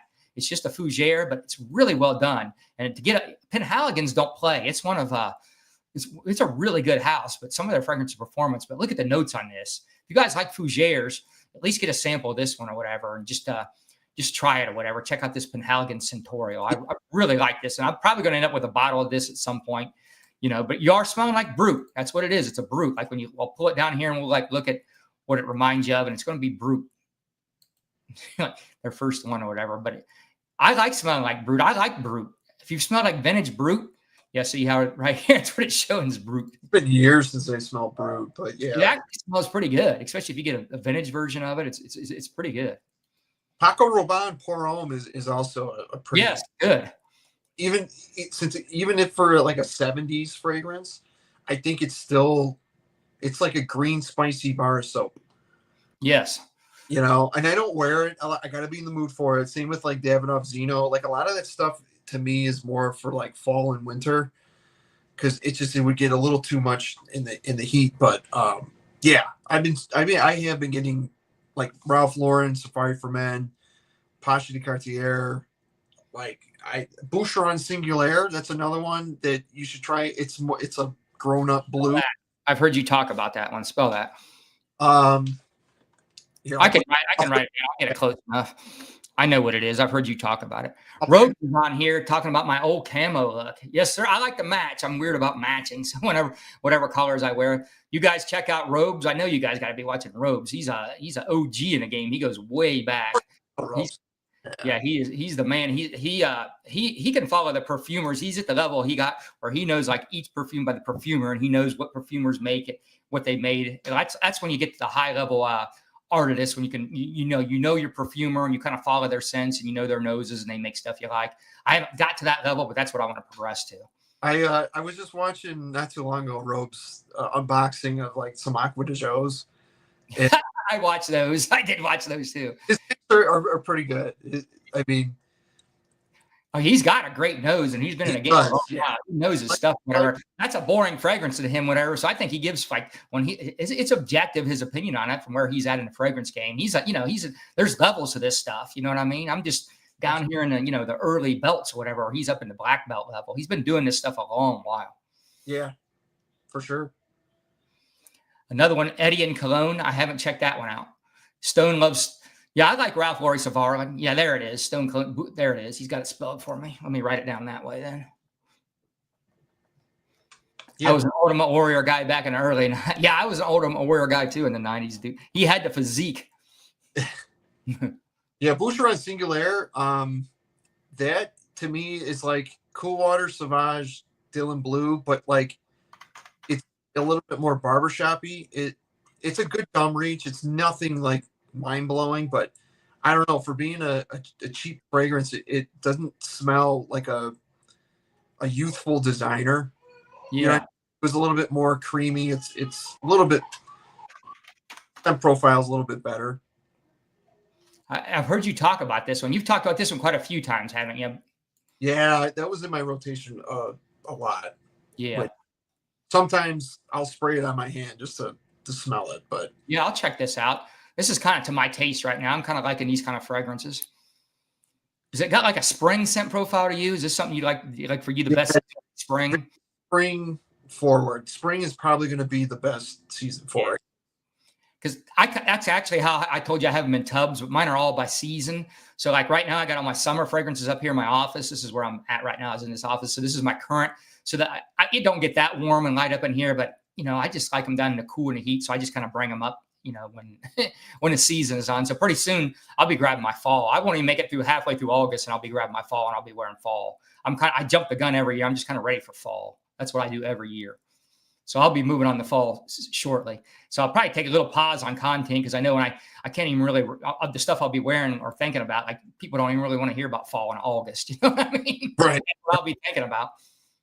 And where I'm at, like fall, our fall is very short. It like goes from summer and then we'll have a couple weeks. Are you in again?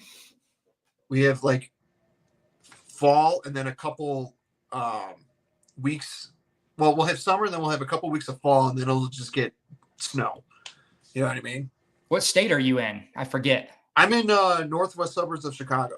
Okay. Yeah. Not too far off from where I'm at. I'm in Ohio, Columbus, Ohio. So it's not too far off. Yeah. I've done a couple trips to Chicago, whatever, stayed downtown and just back when I was in the party and we were just so happy the bars were open until 4 a.m. So we were just flying in the party or whatever. We rode that L train and stuff. Everybody was super friendly on that L train. And then I was in the breweries and stuff. So I made a couple adventures at Three Floyds Brewery in Munster, Indiana. That was like a big deal back then because that was like the king of the breweries back when I was into my craft beer phase.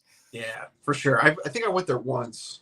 And then I went to all the pizza places around Chicago. That was another goal of mine. We went there. Me and my wife got in a big fight on that one time. We were on a vacation. We were cutting through Chicago, and I put us in all this traffic and stuff just to get these pizzas. And yeah, that turned into that was a bad idea. Pizza argument here. It's like there's so many pizza shops, and it's funny because back in like 20, 30 years ago, everything was like Pizza Hut, Domino's, and all that. And like I feel like there's more mom and pop places getting more popular, because like Pizza Hut, I haven't had Pizza Hut or any of that for years, because it's all artificial for the most part. I love deep dish pizza though. I'm a fan or whatever. I don't eat it very often, but I do love it. Giordano's is really good. Yeah, we have a Giordano's. They franchise out to Columbus. We got one here. It's popular too. It's always there. It's always packed still. Yeah. It's good That's stuff. that's one of the. What are your favorite 3 houses? If you had to name your favorite 3 houses, what would they be? Oh, let me think. Obviously, I got to say Zaharoff because I have most of their offerings. Have you talked to George much? Do you and him have a little bit of a personal relationship at all? George actually lives where I used to grow up, like Really? where I used to live. I've told him I haven't met him in person. I mean, I've talked to him a little bit here and there, but it's funny. He lives in the same town I went to high school. So, because where he works out of his office is near downtown. So, but he lives close to where I went to high school and where my parents currently live. So, that was interesting, but I never met him. I mean, he's hopped on one of my lives, not like on camera, but like he's chatted and stuff. He's a good dude. He's very, yeah. You can reach out and touch him. You can't get a hold of most perfumers like that with a house that he's running. You can talk to him. He'll talk to you. Yeah. Super nice guy. Great customer service he's got. My 3 favorite house, Agua de Joe. I mean, I've had nothing wrong with that. It's a nice house. I've had almost all of them at one point. I think I only have Profumo, the EDP, Absolute, and Profondo. But yeah, I mean that's a timeless house. Honestly, I know now they're really doing something. Armani's doing something weird with the line. They're rebottling the line and like minorly tweaking the DNA in certain flankers. I don't know what they're doing, but them and then a third one. I don't know. I have a lot. I have such an abundance of cheap ones. I don't know. The third one, I'm not too sure. My collection's in the other room, but I like the Givenchy line. I think this one I wore not too long ago this week. Nothing wrong with that. Gentleman Only. It's kind of weak, but it's just something that doesn't smell like everything else. What's your family think about your scent obsession thing, like your wife and kids? What do they think? I mean, the wife is okay about it. She definitely has her favorites of what she likes to smell on me, but she's pretty neutral with it. She lets me do my thing, and she'll help me with ideas with organizing them and stuff. So, and I got her into her perfumes a little bit too. So she's got a small collection. So I actually that's kind of the same story I got. My wife's not a big fan. She wish I wouldn't spend so much time doing all this and spend the money. She wish I wouldn't, but she's pretty supportive and she likes it. And I've got her into some fragrances too. Yeah, she just lets me do my thing. Like, that's cool. That's basically support. You can get to be in support. You know what I mean? She does support, what I do, and she thinks it's a good outlet for me. So, but yeah, I'm trying to think of a third house. I do have a lot of Hugo Boss. I'm a big fan of Hugo Boss. I have a lot of Hugo Boss. I like that house. I think I really wish. Now I haven't tried Bold Citrus or this new Beyond, whatever flanker that's coming out. I tried the Citrus and I do like it, but I'm probably never going to own it. I don't need that, but I do like it. I wish they would start going back to the core DNA of Boss Bottled. Even though like the Intense or whatever, that's still their all-time favorite to me. That's the best DNA right there. You just nailed it for me. And I know that there's like a ton of flankers for the original DNA, but it'd be nice to kind of go back to it because like the Elixir is really good. Absolute was like the best release last year, but it didn't smell like Boss Bottled whatsoever. Yeah. They said they're away from that DNA. That original DNA I still wear that original a lot and I love it. Every time I wear it, I'm like, man, this is perfumery. I like this. For designer perfumery, this is fun fall fragrance. Yeah, the EDP Intense is the best. I mean, it's love that one. All of that I only wear during the fall. It's like I got a little bit of that one too. I just got a little bit of it. Yeah, that one's hard to get. And what if Stone Cold Steve Austin had a signature scent? What would his be? Oh shit. That's a good question. What would he wear? I would I would say leather to back from Zaharoff. That's a good answer. I like that. What about Vince McMahon? He would probably wear shit. God. This is what happens when you have way too much. You're trying to Well, I can't. If you were asking me these questions, I would draw a blank. I'm putting you on the spot. I mean, you're doing good, dude. I think he would be a CEO, so it would have to be a fougere of some sort. I would probably, I don't know, maybe Pacha de Cartier, the original, or like a signature pour homme from. Yeah, I was thinking signature. That's where I thought you would go. Whatever. That sounds about right. Or even signature noir. But I think the pour home, the original, would be more his style. Yeah, the triple X version, the Joey Cannoli triple X version. Yeah, it does have a old school vibe to it, but it's modern. But yeah, I think that's what I would probably. Mike wants to know it's in my summer tub. But brother, I've been going over them all summer. There's hundreds of bottles in my summer tubs. Each season has hundreds of bottles. Okay, I'm a nut. I'm a complete nut. It's crazy. And then Michael says, what you realize about fragrances is you're either about that life or you're not. And then that's true. Saying what? I don't know if he's asking about what's in my thing, but it's too many to go over. I got a lot. I pulled up a few. Stone Colds. All right, what?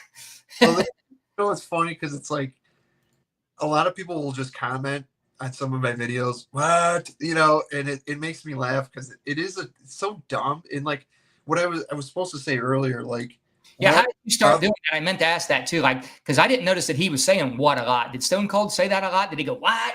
I don't remember him doing that so much. Towards like the middle to late half of his career, he started doing the whole what thing. And like with my friends, like 10 years ago, I started doing that. And everyone's like, dude, you sound just like him, you know? And to me, I don't think I do. I just kind of put a twist on it. But I know who it is. Like if I didn't hear nothing, I know who you're doing without even, because I didn't even picture the what would be. You kept saying it. Now I actually pulled up some clips and watched a little bit. I mean, he did say what on a few of them or whatever, but I didn't realize that back when I was watching it. That's how I start my videos. What? You know? Yeah. Comment going, hey, why are you crossing your eyes saying what and looking off the camera? Are you okay? You had somebody ask you that? And there's a lot of people that, like a lot of the younger generation doesn't know who Stone Cold Steve Austin. Yeah. And I'm like, oh man, you're missing out. You gotta go, you know. So yeah, the whole, you know, what? Let's talk about that while we're on that subject. Like, what are some positive and negatives of, like, since you've had a channel that you've ran into? Like, tell me some of the positive things that are like beyond your expectations of since you started a channel and get you in the community deeper. And then if you got a couple of negatives, or you can, if you don't have any negatives or don't want to say the negatives, you don't have to talk about that. The positive for me personally is just it's been more fun, kind of like I was saying earlier. You're talking about a fragrance like my rotation. It's like I kind of reflect on the day, you know. So like positive, it's been more rewarding for me to kind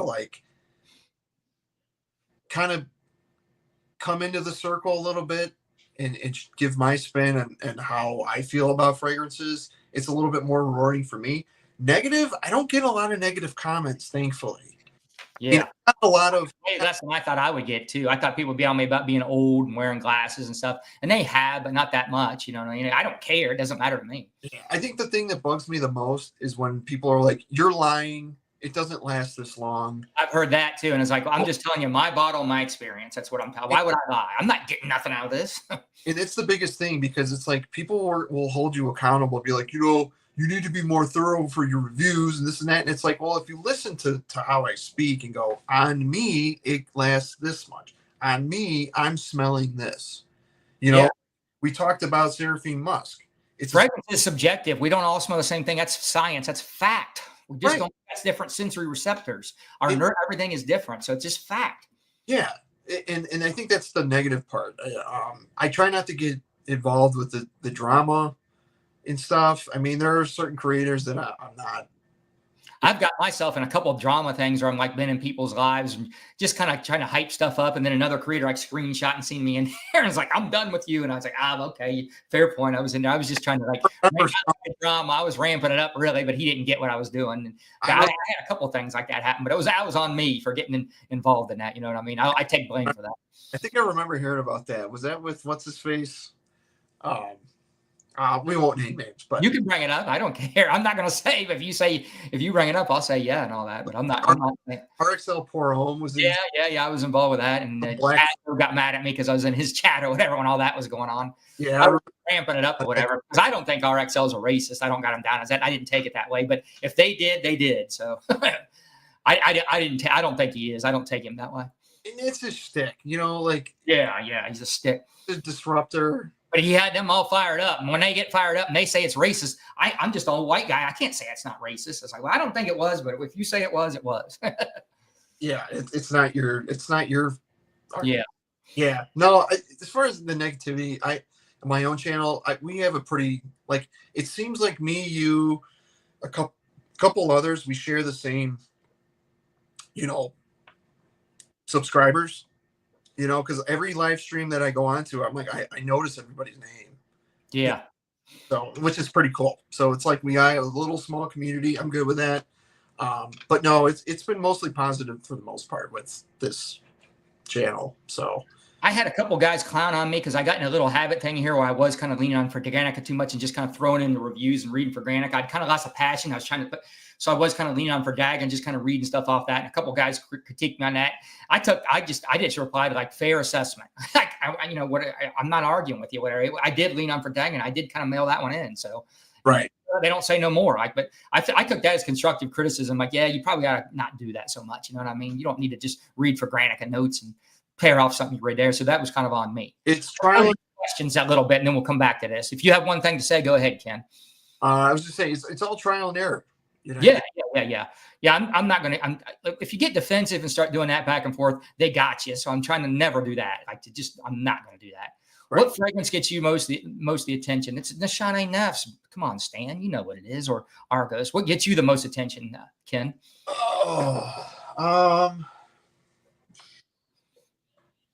See, I work in an office. I have my own office, so I don't work directly next to anybody. But I think anything, the most attention. Hawas Black was getting me a lot of. Yeah, people love that for those fragrances. When I use that parfum vintage pineapple enhanced Venice, and people went nuts over that thing at my job. The women, they love that thing when I wear that thing. Men too. This will, like, it's so strong that like even my office still sometimes smells like this because I wore this last week, and the other day, actually yesterday, I'm leaving work and I'm like, I smell Hawas Black, which is Nisha Nehachi basically.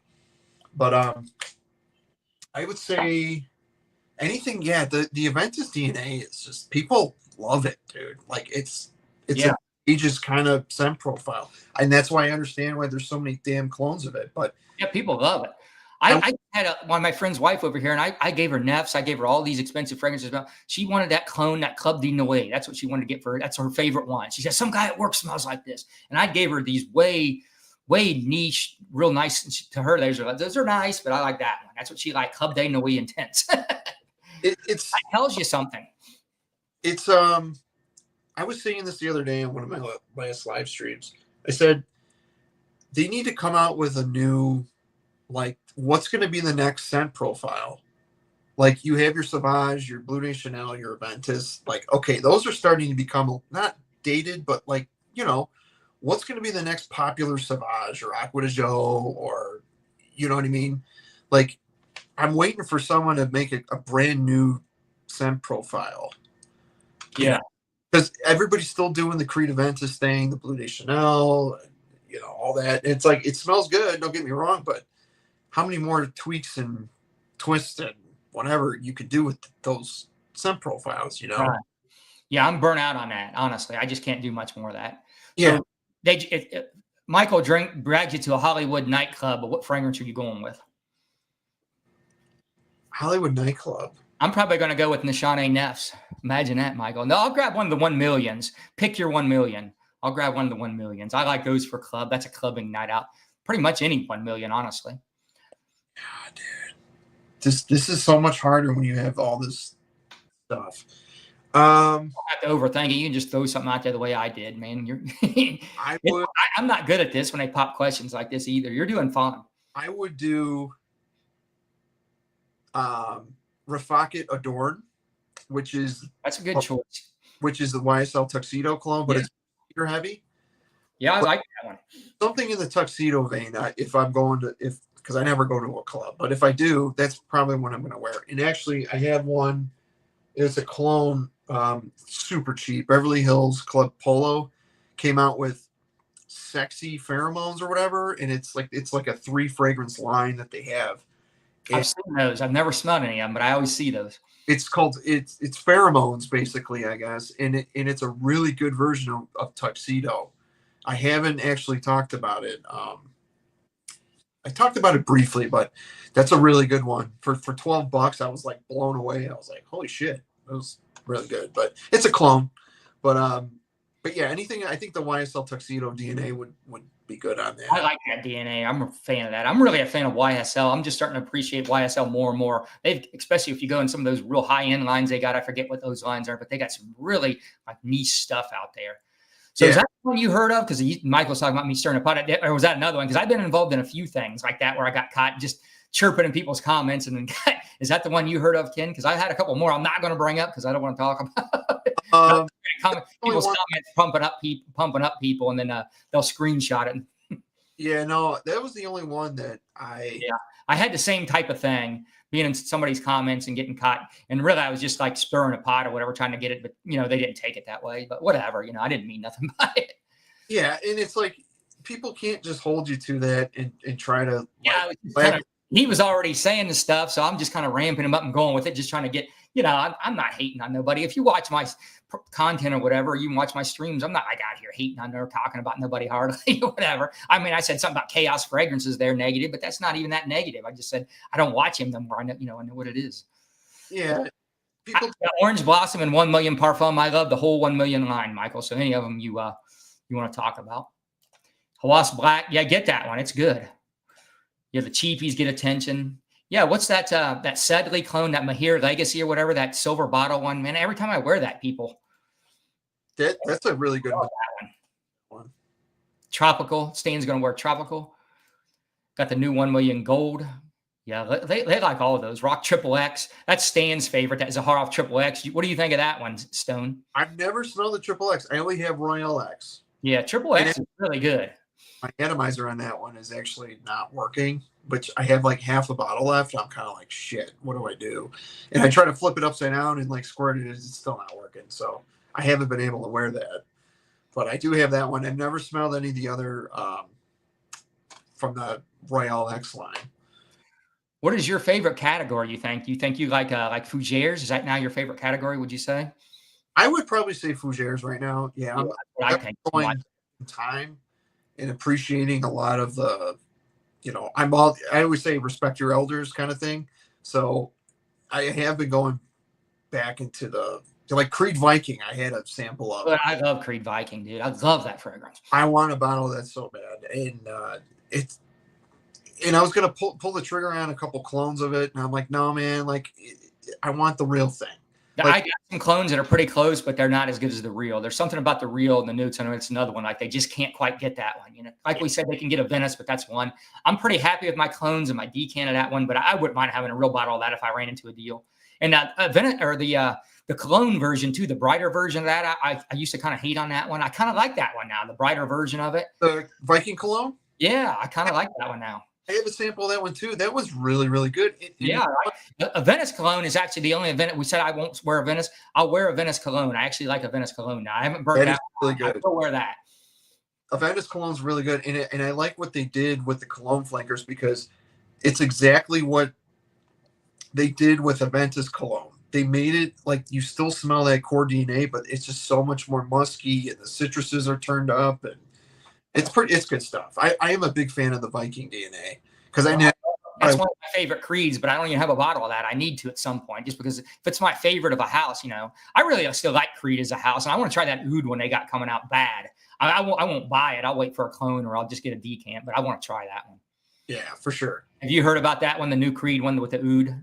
I saw something about it. Yeah. Randy already has it. Fragrance Dude, he already got a bottle of it. It's a supposedly 80 years old aged oud in it, and it's, I like oud scent profile, so it's going to be right in my scent profile. Is there like a fragrance out there like that people love but you hate? Like everybody loves a certain fragrance, but you hate it. I know me and Michael's got one. Yes, I'm trying to think here. God,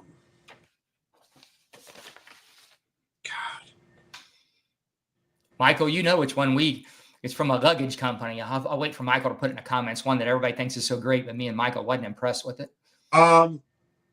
Blue Electrique from La Nuit Alone. I'm not as big a fan on that either. I agree with you because people act like that thing is God tier. I think Michael really likes that one. So we're Michael now, but that one's not as great to me as everybody thinks. I do like it though. I'm not saying I don't like it. I think the La Nuit Alone line in general is just not because before I used to say on my channel, like I hate cardamom because of La Nuit Alone, but Michael's getting mad right now. He loves that line. I like the L'Homme line, like L'Homme Les Parfums I like, but the La Nuit Alone line I'm not a big fan of. And Blue Electrique I thought is a little overrated just for my taste. I do have it though. When it came out, it was like a Macy's thing, and it was a limited run, and it was like $45.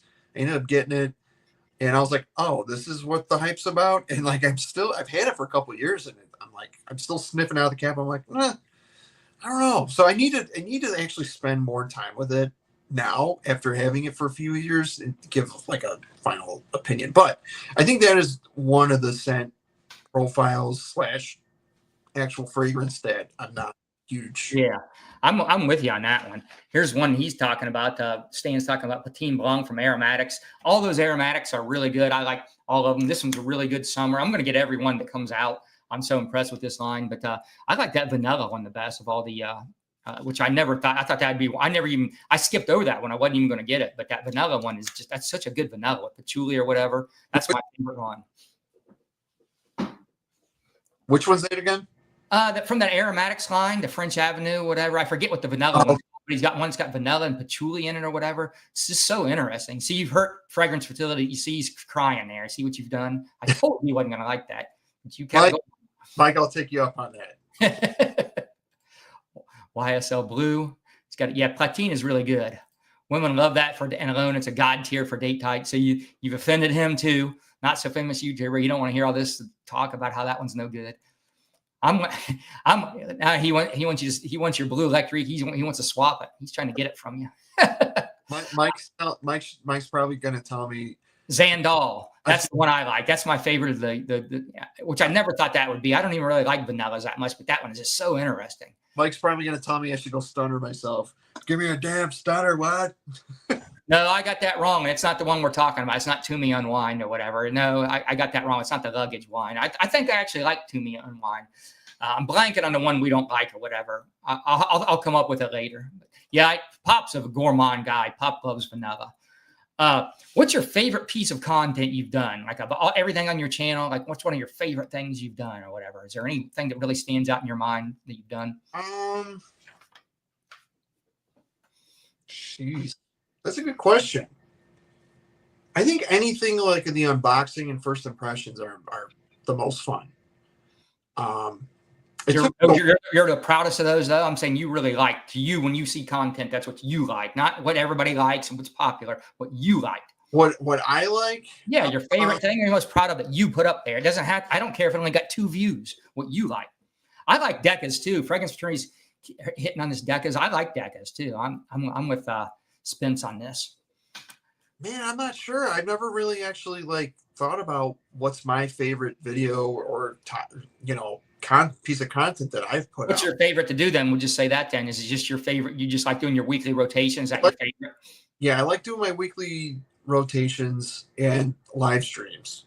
It took me a while to do the live streams. I didn't start doing them until this year. You're good at them, man. When I tuned in or whatever, you're a good talker. I appreciate it. I say a lot. Who cares? Nobody cares about that. But You're just gathering your thoughts, right? When you say, yeah.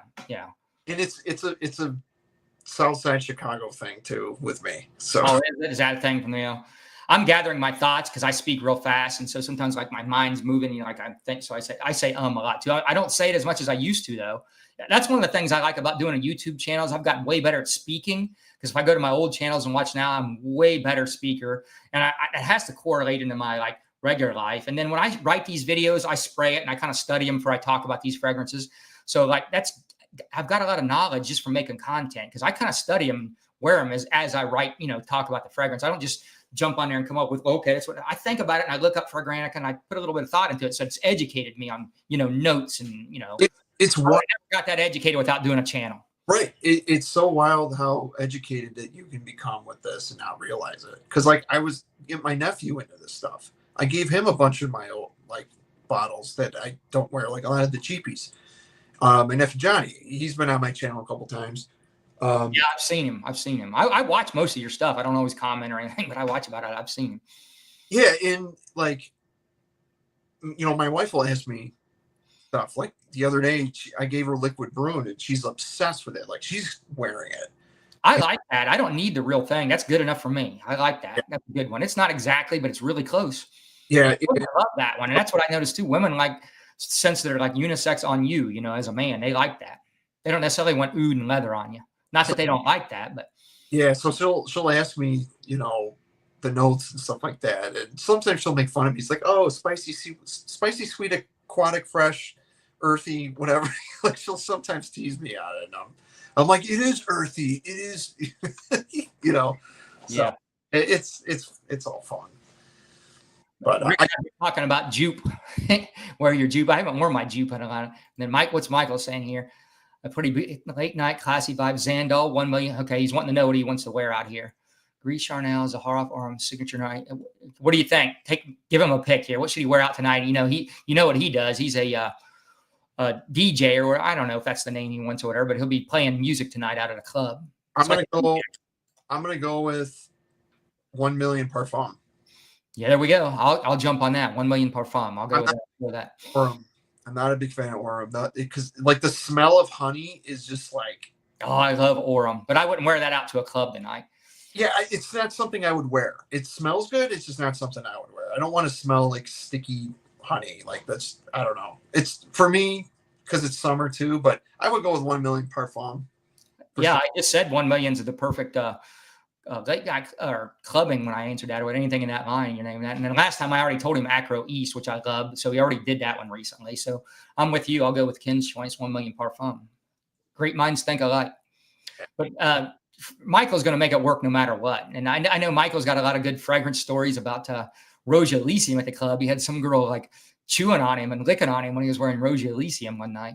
You got any funny stories or crazy stories where like you turned somebody off or had a good reaction from fragrances? You got anything like that that's happened to you, Ken? No, I honestly don't. I never had really a bad compliment from anybody. No, I've had bad and good. I've had a lot of good and bad reactions, plenty. Yeah, I mean, I've had, again, I work in my own office, so I don't work directly next to people, but like someone will tell me that I work with, like, damn, Ken, you smell good. And then I'll give them the game on what I'm wearing. And like, I've already got a couple, coworkers, like younger in their early 20s coming up and be like, hey, you got any colognes to recommend or whatever? And I always have samples and whatever in my bag. And I'm like, here, smell this, smell that. And I'm like, what do you gravitate towards? Like, do you like fresh stuff? Do you like sweet stuff? Whatever. And, then I'll try to direct them in a certain way. And then the other day, actually, someone said, hey, I bought a bottle of Prada Luna Rosa Carbon because I saw one of your videos. And I was like, oh, cool. Well, I hope you like it. Cool when that happens. That's kind of rewarding for me. But like, I've never really I don't think I've had anybody come up to me, I mean, besides my wife, and go, what are you wearing? You smell like an old man. That's probably the extent of it. But at Honda, I would come in pretty heavy and they would get on me about just being too strong is basically what they get on me. Or what I can wear some pretty feminine scents too. So a lot of those tough guy factory guys would be like, because I can go pretty feminine there. Like, you smell like a girl, and get on me about that. So I got both of those quite a bit or whatever. And it was a fair point. I get to them, it did smell feminine. You know what I mean? It was basically a very unisex feminine leading fragrance. But to me, I like the way it smelled. And like, the women would compliment me on it. They like that. But a lot of these guys, like, like tough guys, to them, that's a very feminine smelling. They would never wear something like that. They would probably never even wear cologne, period, let alone something like that. And then have it on heavy like I do, because I'm spraying it on heavy to get through my work day. So in the mornings, I'm radiating, and I have a tendency to go a little overboard with, fragrances sometimes. So, and that was, they were fair points. I didn't take that as like, these guys are wrong. I took that as like, I'm not supposed to be like infringing on these people's senses. You know what I mean? I'm invading your sense of smell. So I'm the one in the wrong here. I always took it that way. I was like, and they never went to the boss on me. And the boss never had to come up to me and tell me to quit doing it, because they could, you know what I mean? That never did happen. They would just complain to me or make fun of me about it or whatever. And that was the end of it. So it's like, I'm cool with that. If you go to the bosses and I got to quit wearing fragrances, I'm going to be upset. That's when I'm going to get mad. And it never happened. Thank God. Yeah, absolutely. Well, hey man, I do have to, hop off. I appreciate your time. Let's wrap it up. We're at 2 hours. I'm gonna go play some pickleball. If it's not raining out or whatever, pickleball is my new thing. And appreciate you guys all coming on. Cedar Malaki, I love that one. And Elysium, yeah, that's a Hall of Fame fragrance for you now, Mike. Appreciate your time, Ken. I had a good time. This is fun, man. You're a cool dude. For having me on. We should do this again. This is fun. I appreciate you. I'm glad we finally got to do it, because I know I was putting it on. You asked me like a long time ago, and I just never got around to it. And then, I'm glad we're able to do this today. So I actually hadn't been doing too many lives. I get anxiety before I schedule a live. It ruins my day. I get social anxiety, believe it or not, even though I got a YouTube. So when I would schedule a live, it would like ruin my day or whatever, especially if I was playing with a guest or someone there. I don't know what I was doing or how I was viewing it, but it was kind of like, it was creating social anxiety. And I was dreading doing the live by the time I got there. And for whatever reason, doing the lives, I've gotten over that now. I didn't even think about this today, and had a, I've gotten over that hump, and that's why I kept doing them. I had to challenge myself to get through that or whatever. I think with my ADHD and stuff, there's some things that go with social anxiety and stuff. I think it was part of that, but I just kept going at it and approaching it and doing lives. And I don't even get any social anxiety anymore. I don't even care, because I don't look at it. I don't make a big deal out of it. It's no big deal. So. Right. Yeah. Yeah, no, for sure. So, but no, man, I appreciate it again. I hope everyone in the chat's doing well. Thanks for hopping on and asking questions. And yeah, we'll have to do this again for sure. Yeah, love it, man. Anytime, I'll come on yours, you come on mine, or whatever. We'll do this again. And I'm friends with you on Facebook. You can text me or voice text me about anything, anytime. And I hope your band does great and you have fun tonight, man. And I'm gonna go play some pickleball. You guys all need to be playing some pickleball. Get out there and play some pickleball. Pickleball. And yeah, we'll talk soon. See ya. Bye. See you later.